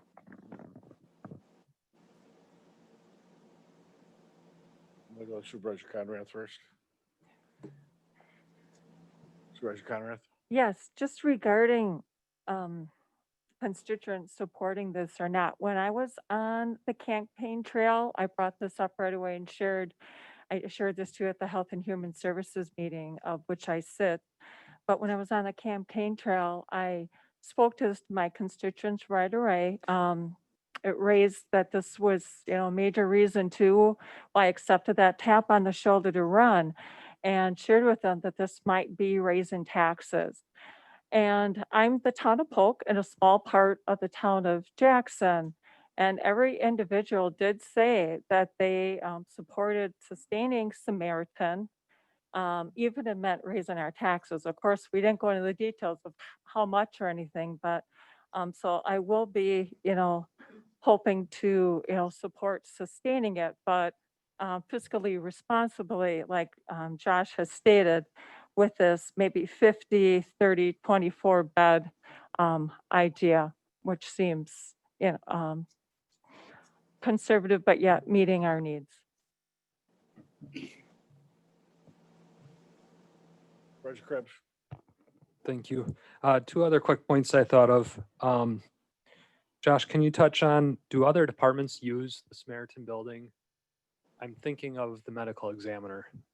And so would like stuff like that be factored into all these different equations that we're contemplating? And a follow-up with that, looking forward, if there would be either closing or building new or wherever the trail takes us, considering those departments or even some of your offers in the past of shared services with other municipalities, how that could fit into the equation. Sure, thank you. So two off the top of my head that I can think of, you mentioned the medical examiner. They use the morgue. And then the other one that comes to mind is Meals on Wheels, the Samaritan's dining staff who preps all the Meals on Wheels for the ADRC. And so, which is a humongous project. So those are two big ones. Anyone's outpatient therapy as well. So yes, the other thing to think about with regard to shared services is, and Matt was alluding to this a little bit, is the campus in Dodge County, Clearview. It was literally built for this purpose, to take on specifically Chapter 55's acute care type of situations. And they do that for a lot of counties. And I'll just give you a for instance. It's not unprecedented for a county to get out of this business. Within the last 12 months, 24 months, Racine County got out. Waukesha County got out in the 80s, I think, or early 90s maybe, something like that. So they've done it before, and that's really what drove, or I shouldn't say it's what drove. Part of their fallback philosophy is go to Clearview in Dodge County. That being said, Mary Beth and I think Matt was at the meeting, we had Walworth County come up and talk to us 6 months ago, maybe a year ago. And they're going through the exact same type of issues. They never built on a CBRF. Am I remembering that right? They were contemplating building a CBRF, which is essentially a revenue generator. And I flat out asked their board and their human services director, what do you do with Chapter 55s? And they all basically said, well, it's not a problem. So what do you mean it's not a problem? Your county's exactly the same size as ours. It's almost impossible that it's not a problem. And I looked at the human services director. I said, well, where do all the Chapter 55 go? And she put her head down and didn't answer the question. I think you know where all the Chapter 55s go. And I think there's a lot of counties that are in that same boat. And they're really hard to deal with. And we have had a hard time dealing with a lot of Chapter 55s as long as I've been here. It's gotten significantly better since Julie and Mary Beth have gotten here. But it's a real issue, and it's part of why Clearview exists. I can tell you that a lot of counties around us don't service Chapter 55s at all, and they still have nursing homes. I don't know why they exist. At least from a conservative perspective, I don't know why government would get into this business except for this population that no one else is willing to serve.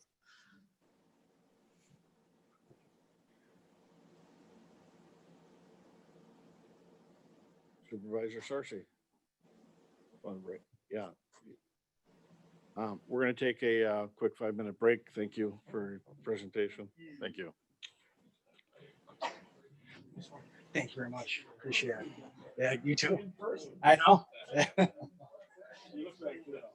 What's that? Hereby back in session. Next order of business, since I skipped it, will be the consent agenda. I need a motion. Motion by Bishop, second by Sorcy. Any additions, corrections? Vote on that. All in favor, signify by saying aye. Aye. Any opposed? Okay, we'll go next into 2020 Resolution 20. Resolution authorizing the county to assist the city of West Bend and the village of Kewaskum to develop transportation sustainability plans. Is that Scott, or is that going to be our county executive? You on a motion? Oh, motion, Bishop, Schleif. So this is a transportation 2050 plan similar to what we did as a county. Scott Schmidt and Josh Glass, along with Mike Vanderzan, did the majority of the work. If you recall, again, this was one of the things that came up during my campaign over and over again. And you'll remember most municipalities, villages and cities anyway, were asking for many dollars from the county sales tax. This is a different approach that I proposed. I met with the mayor of the city of West Bend, their city administrator as well, and the village administrator and village president in Kewaskum, and offered that they be the first 2 municipalities where we start with doing a similar plan to what the county did. Knowing full well that most municipalities and counties in the state of Wisconsin have no real idea of how much expense they have for their roads over the course of the next 30 years plus, a full life cycle for every road in their community. And so the proposal in front of you today is to approve entering into an agreement with both the city of West Bend and the village of Kewaskum, they being the first. Scott and his team will go through and assist their staffs in doing some of that work. As I pointed out to the Public Works Committee at their meeting last month, there may be some ancillary expenses related to this. If that were to exceed $10,000, we will go back to the Public Works Committee. We don't anticipate that to be the case. We anticipate Scott and his team to work directly with the teams from the village and the city. But again, if there are expenses working with other contract engineers or things of that variety, we would pay for those through the Strategic Priorities Fund, which is budgeted money, and we will report back to the Public Works Committee. So at very limited cost, we're hopefully going to get a good report by the end of 2021. Our goal is to have it ready so that it can begin to plan for the 2022 budget already for those municipalities. Ideally, they'd have it in their hands to be able to put their first budgets in place at that point in time.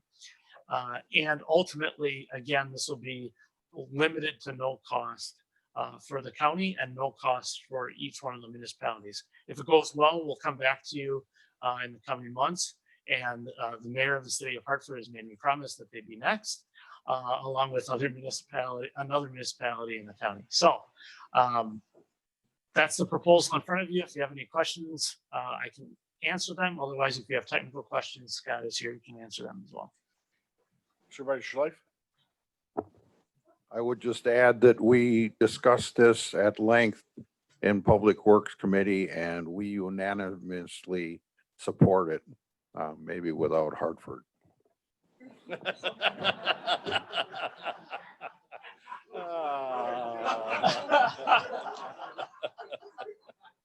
Touche.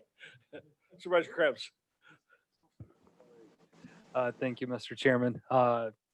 two questions or three questions. First one, is this open to all municipalities or just villages and cities? My goal will ultimately be that it'll be all the municipalities. But we felt like getting started with us, one of the smallest towns we have and the largest city we have would give us a good feeling for what it's gonna take. I would say a town is likely to be on the list next, not for sure. We'll just have to wait and see where it goes. My plan would be every municipality, town, city and village in the county would be on the list. Okay, thank you. Additionally, so in a spirit of cooperation, we want to show that it works, that we can work with with the community so that other people can see that, yeah, this is pretty nice to have this and we want to get on board too. So, Okay, because I know the villages and cities budgets are larger, but their revenues are larger too. And the townships are the one that are actually the most handcuffed with the expenses of the roads in relation to size of their budget. So they're going to be the first wave of municipalities really struggling to meet their road needs. So I just wanted to point that out. For when they start to look at the roads, specifically in cities and villages, because they do have different levels of roads, how detailed of a plan are we really going to dig into with them? Is this just their major thoroughfares, or are we going to be inventorying every cul-de-sac and alleyway that they have? Yeah, we included in our MOU that we included with Brad, that they got to acknowledge their sewer lifespan of the roadway. That's one reason we start with those villages and cities too. We know they have a good comprehensive GIS system. They went through and actually analyzed all of their sewer systems whether it's clay pipe, water, clay pipe, ductile iron, plastic, stuff like that, get the lifespan of that as well. So utilities are an incorporated part of this plan, no doubt about it.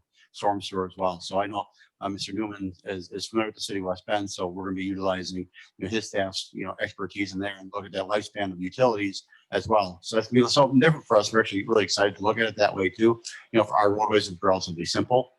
We didn't have to look at those kind of things, but we're really excited to look at that. And that's where Mike Vanderstand with JS will become a crucial part of this to take that information and figure out, okay, how long is the lifespan of that water, sewer, storm sewer, and the lifespan of the roadway above it, and how do you get those three to kind of combine for things to work together? So we're actually looking forward to that and hopefully get a model for the rest of the state that they can utilize. Okay, but to expand on that question though, which roads within the city would you be looking at? All roads? All.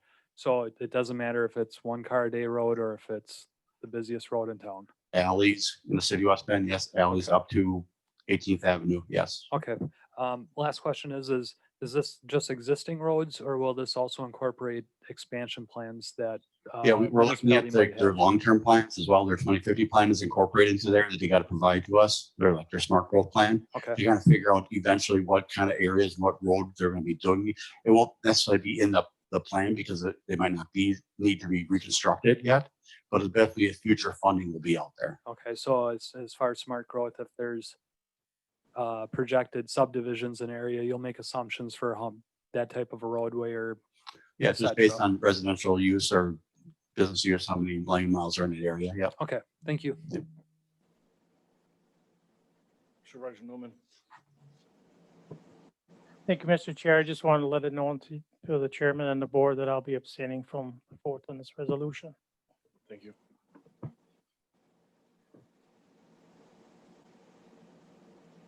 Supervisor Conrath. Yes, thank you. I have a question on the potential time frame for this plan. When at the last Town of Polk meeting, it was a question was raised to help with their planning and their roads on the time frame of the county partnering with the township on the roads.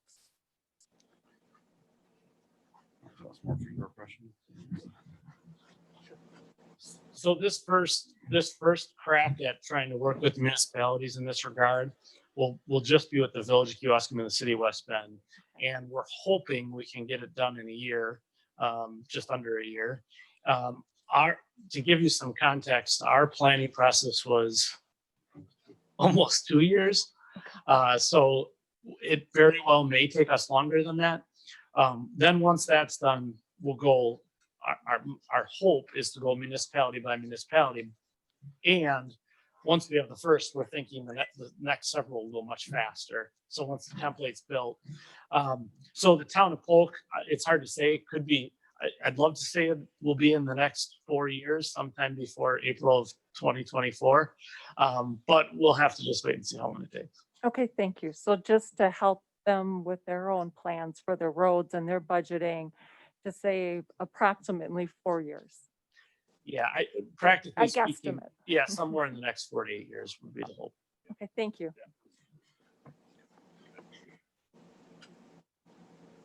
Okay, seeing there's no more questions or comments, we will vote on this electronically.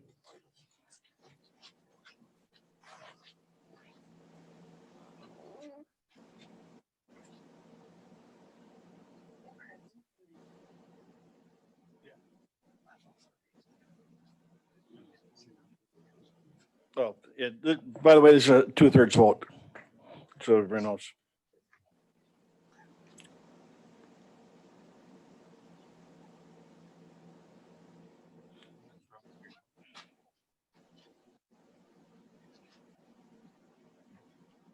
Motion passes unanimously with one abstention.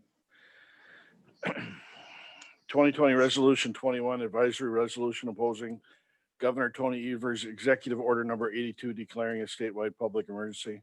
Supervisor Mahalik, Supervisor Kelling. I'm gonna give a, since I'm the one that brought this forward, I'm gonna make a brief statement before we have a further discussion. I want to make one thing perfectly clear, as there's been much disinformation on social media and comments via email and by phone to supervisors. This is not a resolution opposing the wearing of masks. The Washington County Board has been very clear on this issue. The Washington County Board advocates that everyone follow CDC, DHS, and our Washington Ozaukee County Health Department's guidelines. Wear your mask and make certain that it's changed or cleaned daily. Please follow social distancing protocols. Wash your hands and surfaces regularly. If you are in a high-risk category, please refrain from entering environments where you could possibly become infected. This resolution is put forward for consideration by the board to object to the arbitrary and unlawful extension of Wisconsin's original emergency order to address the COVID-19 pandemic. In April, the governor attempted to extend the 60-day emergency order without first consulting with the state legislature for approval, as required by state statute 323 sub 10. That order was struck down by the Wisconsin Supreme Court. An extension of that order could not be arbitrarily decreed by DHS Secretary Designate Palm or Governor Evers without legislative approval. Now Governor Evers has issued another extension of the original order, again without consulting with nor having approval by the Wisconsin legislature. Again, this resolution does not address the mask mandate, nor is it about it. It simply indicates our concern that our state government, in particular our governor, is once again overstepping his authority and violating state statutes. The governor cannot extend an emergency order without approval by the legislature, plain and simple. And this is what this resolution addresses. We call upon our elected representatives in the legislature to act to defend the rule of law. We call upon our governor to work with our legislature to fight COVID-19. Our elected officials take an oath to defend the rule of law, the Constitution, and the rights it guarantees its citizens, and we have the responsibility to call out those that have used their authority and disregard the law, even if it is our governor. Thank you. I'll now take comments. Supervisor Dice. Thank you, Mr. Chairman. I did receive a call from a constituent who we had a very good discussion, but she did ask basically, well, what is a resolution and what does it do? So I thought for the public out there who may be listening to this or watching, I'd like to just start with that. A resolution merely asserts an opinion that lawmakers want to emphasize, whereas an ordinance, when enacted, is law, which can have penalties imposed if not followed. Ordinances passed by this body are contained in the Washington County Code. By contrast, resolutions expressing the views of lawmakers are limited to a specific issue or event. They are neither intended to be permanent nor to be enforceable. In a certain respect, they resemble the opinions expressed by a newspaper on its editorial page, but they are nonetheless indicative of the ideas and values of elected representatives and as such commonly mirror the outlook of voters. Under the statutes, executive orders are in place for 60 days. And I apologize if I'm repeating some of what Don says, but I think it should be repeated. These orders, executive orders, can only be extended by joint resolution of the legislature. This is our system of checks and balances so that no one person can dictate to the people. Executive Order 72 entered in March was in effect for 60 days. The Supreme Court's order addressed an emergency order entered under Executive Order 72 and found that BHS did not follow the statutes and that the director overstepped her authority. Executive Order 72 was not extended and expired within the 60 days. The governor then entered Executive Order 82, basically the same as Order 72, effective August 1st. He did not work with the legislature to extend Order 72.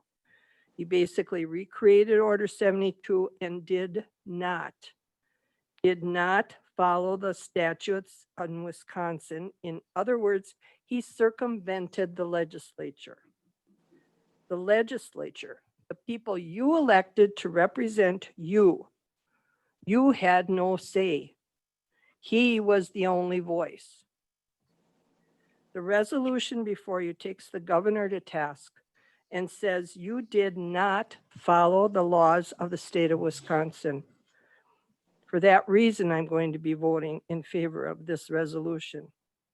Now, obviously, those of you who know me know that my opinions are greatly influenced by my 30 years working in the court system. We have laws that have been enacted that we are obligated to follow. And if you do not like a specific law, then do whatever you must to make the change that you feel it needs to be changed. This resolution, however, is simply stating that the governor did not follow the law.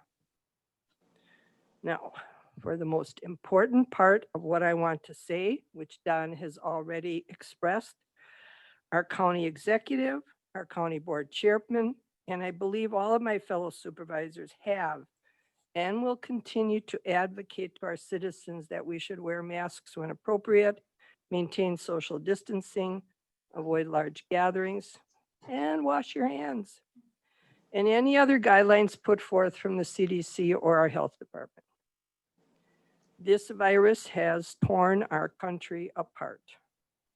There are no easy answers to solving this pandemic. We just need to do the best we can. We need to be compassionate and caring human beings. We just need to be good people. Thank you.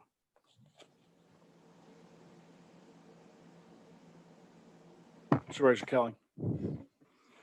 Thank you, Ms. Dice. She's a very eloquent lady. So I'm going to translate this into truck driver.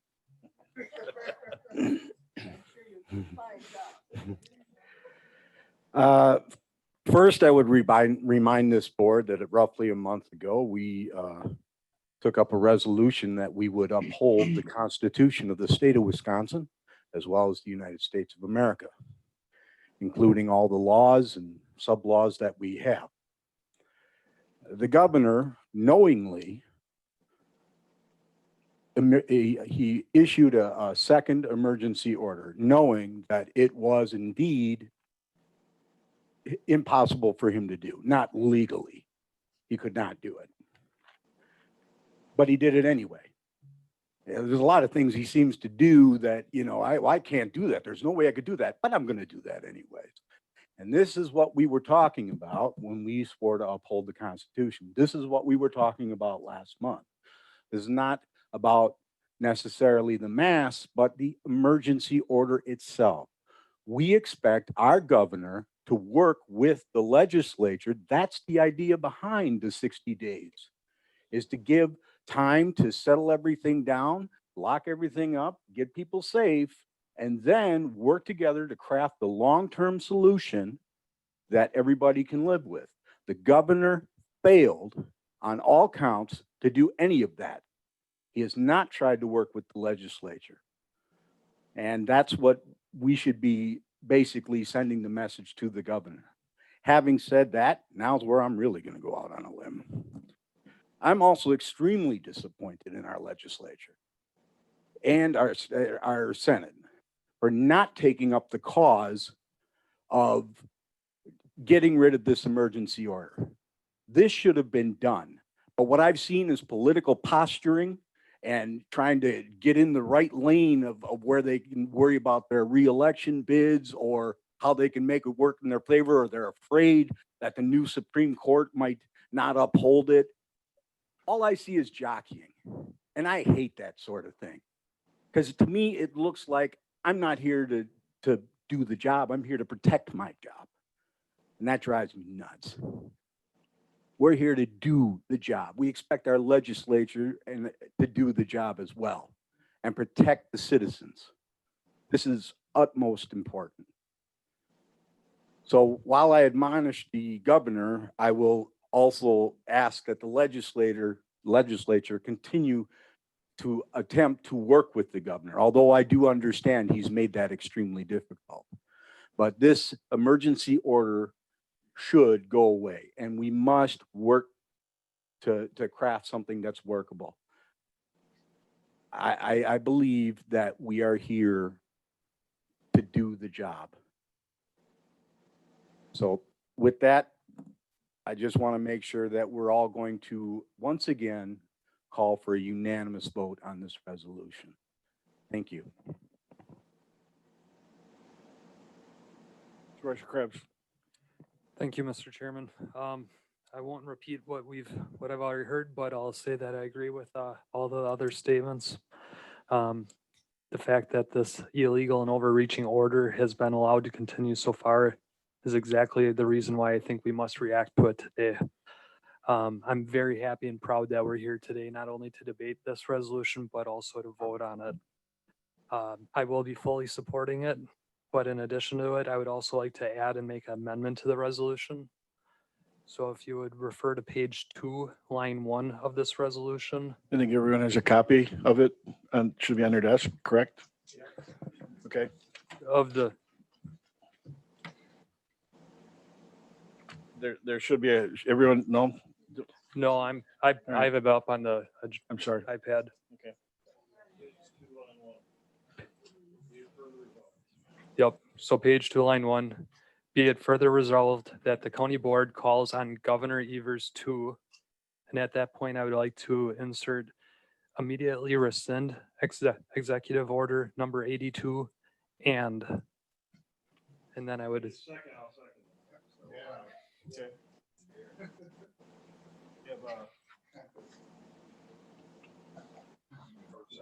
People usually aren't jumping behind my amendments. That's the strange part. Right, we have a motion and we have a second for the amendment. As stated, everybody understand what the amendment is. Is there any questions or any comments about the amendment? No?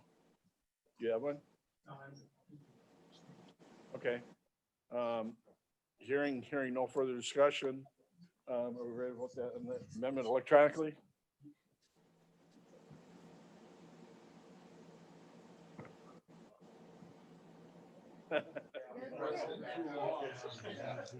It automatically went to yes?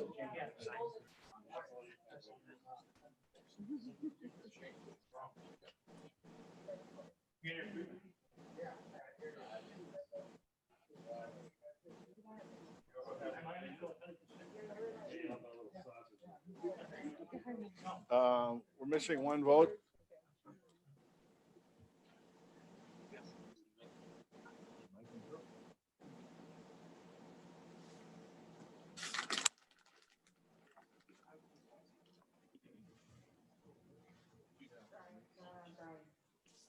Brian, you gotta vote on, you have to vote on your, no? Okay. Oh, Brian Gouch, okay. I was gonna say, you gotta vote for your own amendment.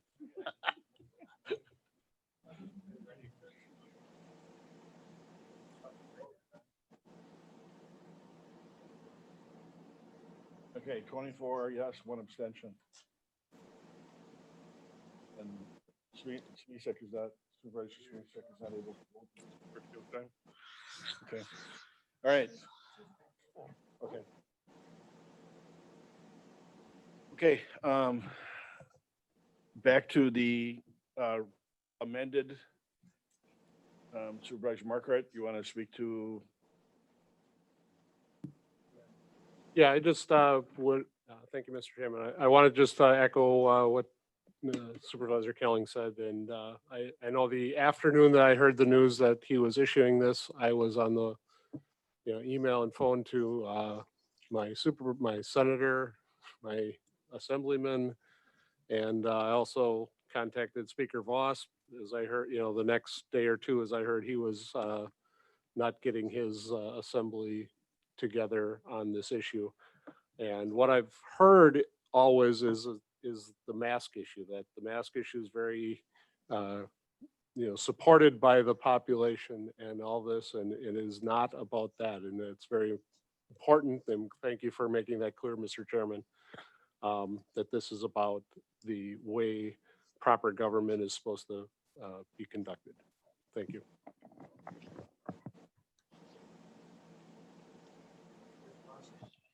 Okay, so a couple things. I was doing some research on this. Right now, Florence County has a total of 8 cases. They have about 4,400 people total in their county. They're largely rural. The idea that people in Madison need to dictate to them or to any county based on different situations, a statewide one-size-fits-all order doesn't work. Milwaukee County has a very different situation than we have. We have a different situation than Florence County. As well, some of the overreach I'm seeing, Milwaukee County, they've actually issued warnings to coin-operated laundromats. Those normally don't even have any staff there to enforce mask mandates. But if any of their customers don't have a mask on, without even finding out if those customers have medical exemptions, Milwaukee County is issuing warnings to the businesses and threatening to shut them down. In my mind, that's wrong. That's government overreach. Now, I know my assembly person, I know he supports rescinding this. The assembly has to get off their butts and get the votes together.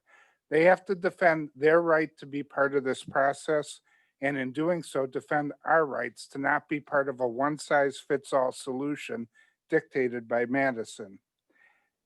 Right now, Evers can use this state of emergency to shut down schools, to impose a second lockdown, to do anything else he wants. He could use it to mandate that we all wear goggles tomorrow, which, by the way, this may be coming, who knows? Then on top of that, I think this is a local control issue. If people are concerned about masks, they think mask mandates are needed, local government should put those in places. Cities should put those in, counties should put those in. And if they're not needed, then the counties should speak accordingly and not enact them. But for the state to do it, I think is wrong. And, I don't think any police department in our county is enforcing this. I don't think our health department is. But in those other communities where they are, I think their budgets need to be looked at. If you have a police force that has time to enforce this mask mandate, you're overstaffed. And the Police and Fire Commission should be looking at that. Or maybe the police chief has the wrong priority and the Police and Fire Commission should be looking at that. All right, that's all I got. Thank you. Thank you, Mr. Chairman. I agree wholeheartedly with the situation, but I want to straight a little bit. I was at a function the other night with Senator Fitzgerald and Glenn Grothman and Senator Darling, a bunch of people, and I cornered Senator Fitzgerald. I don't know if you're aware, but there are over 150 bills that are sitting out there right now that if they don't get approved this year, they die.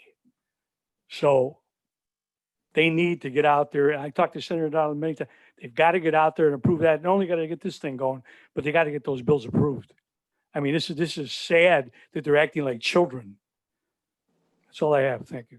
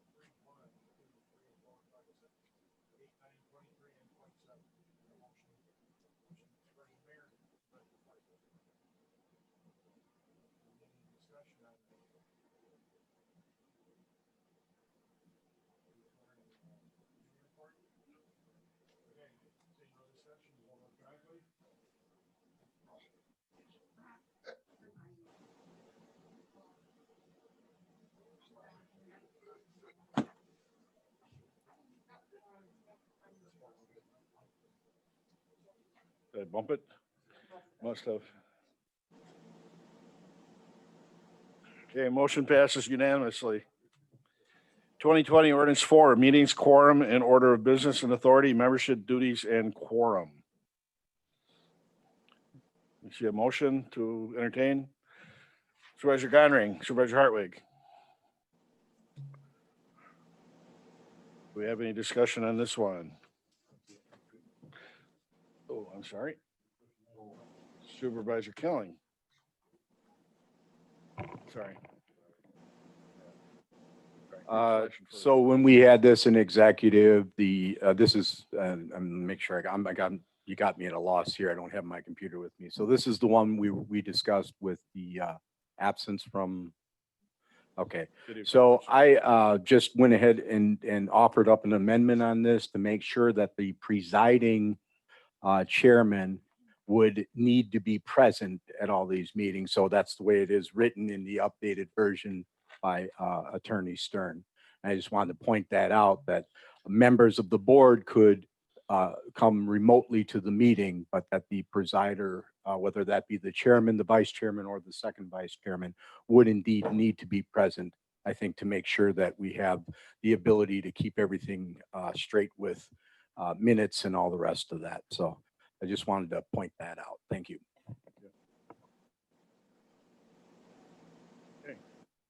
Okay, no further discussion.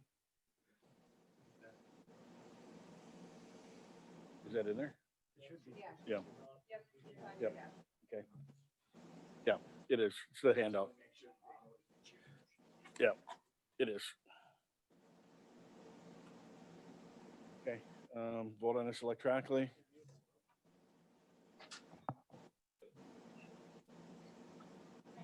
Oh, I don't think my vote didn't come into that. Okay. Okay. Okay, motion passes unanimously. 2020 ordinance 5, amend procedural rules, section 15-6. The motion. Motion Sorcy, Mary. This is a 2/3 vote. This is one you're gonna take the lead on. If there's questions, please direct them to Attorney Stern.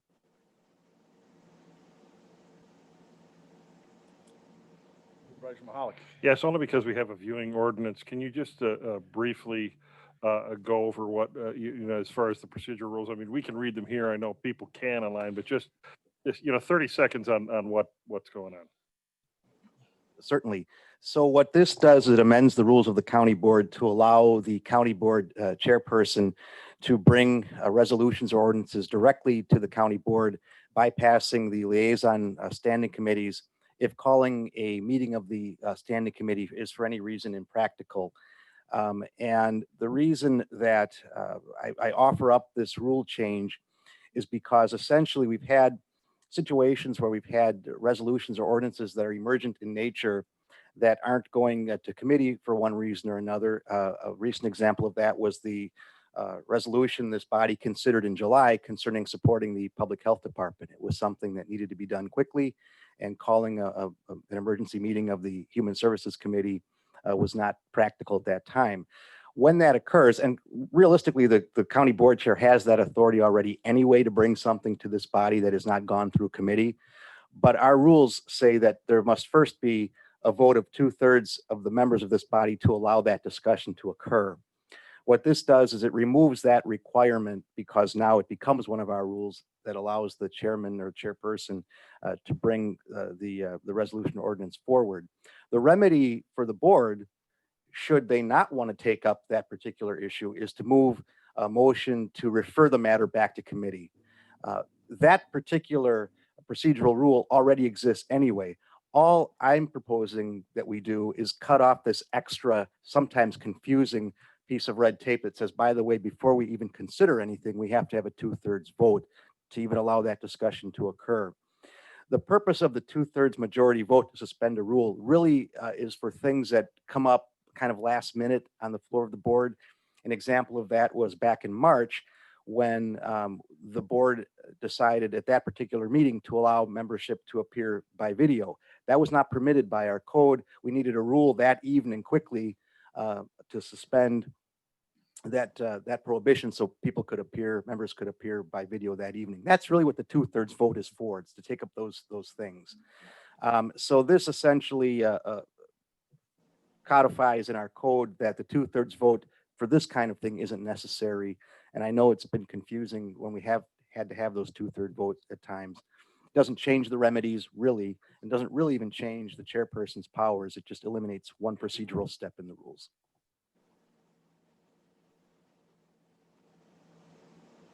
Supervisor Gals. Thank you for that explanation, Attorney Stearns, because I was struggling with line 24.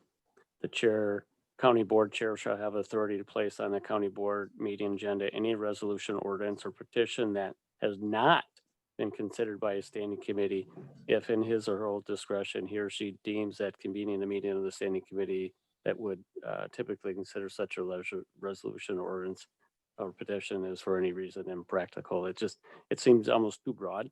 So my first thing came in mind was, well, are we concerned about our current committee structure? And clearly that's not the case. And then you answer my question, well, what precipitated it? And I guess it was the March meeting and then in July. Well, July probably wasn't as emergency as the March one was, because we wanted people to be able to attend out of their concern. So I guess I'm okay with it, but at first reading it, it seemed like we had concerns about the committee structure, and that's clearly not the case. That was a reasonable concern under the circumstances, but we've had multiple occasions in which ordinances and resolutions have come to this body last minute. There was another one that I talked about at the executive committee, that there was a time constraint on putting a piece of property out to bid. There was an offer we had to act on quickly. So it's those kinds of things that would be those impractical circumstances. If there would be something that this body would deem inappropriately brought, they would be able to move for a motion to refer that matter back to committee and not take it up that evening.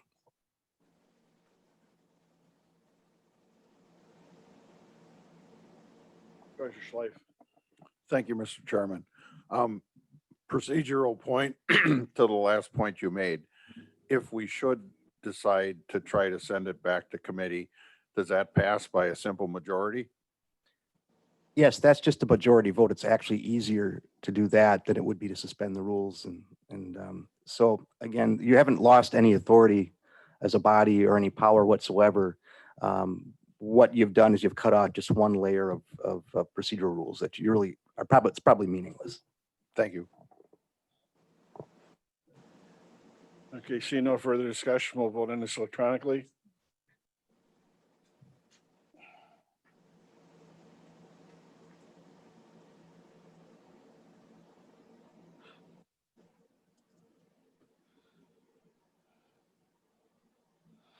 Motion passes unanimously.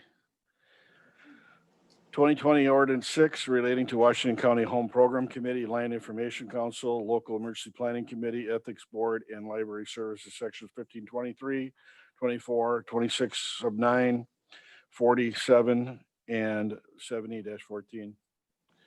Entertain a motion. Supervisor Dice, Supervisor Hartwig. Any discussion on this? Basically, the change in governance changes who makes the appointments. And we're just codifying that. Questions, comments? Seeing none, we will vote on this electronically.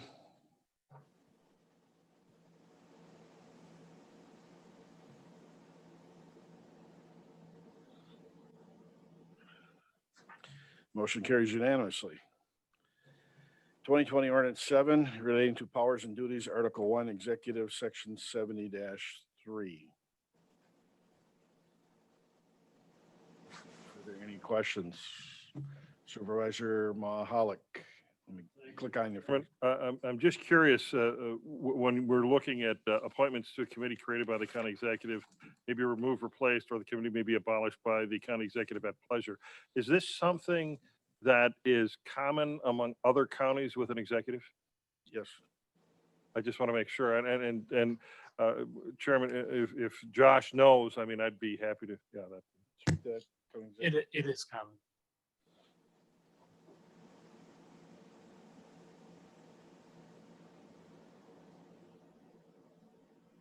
Okay, is there any other discussion? Any other debate? Oh, take a motion, anyone? I'm sorry. Need a motion? Supervisor Schleif, Supervisor Schulteis. Seeing no further discussion, we'll vote on it electronically.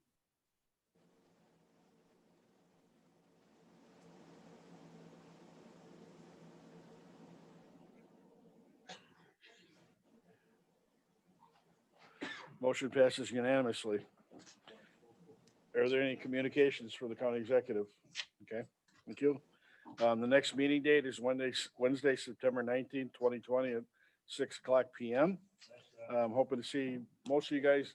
Most of you guys are coming to the soiree at Glacier Hills on Tuesday. We hope to see you there. But oops, sorry. Oh. Please. All right, right. Supervisor Krebs. Before you adjourned, I just wanted to know if I could make one other announcement quick too. The blue books or the directories that were placed on your desks, if you don't want them, I encourage to donate them to the schools.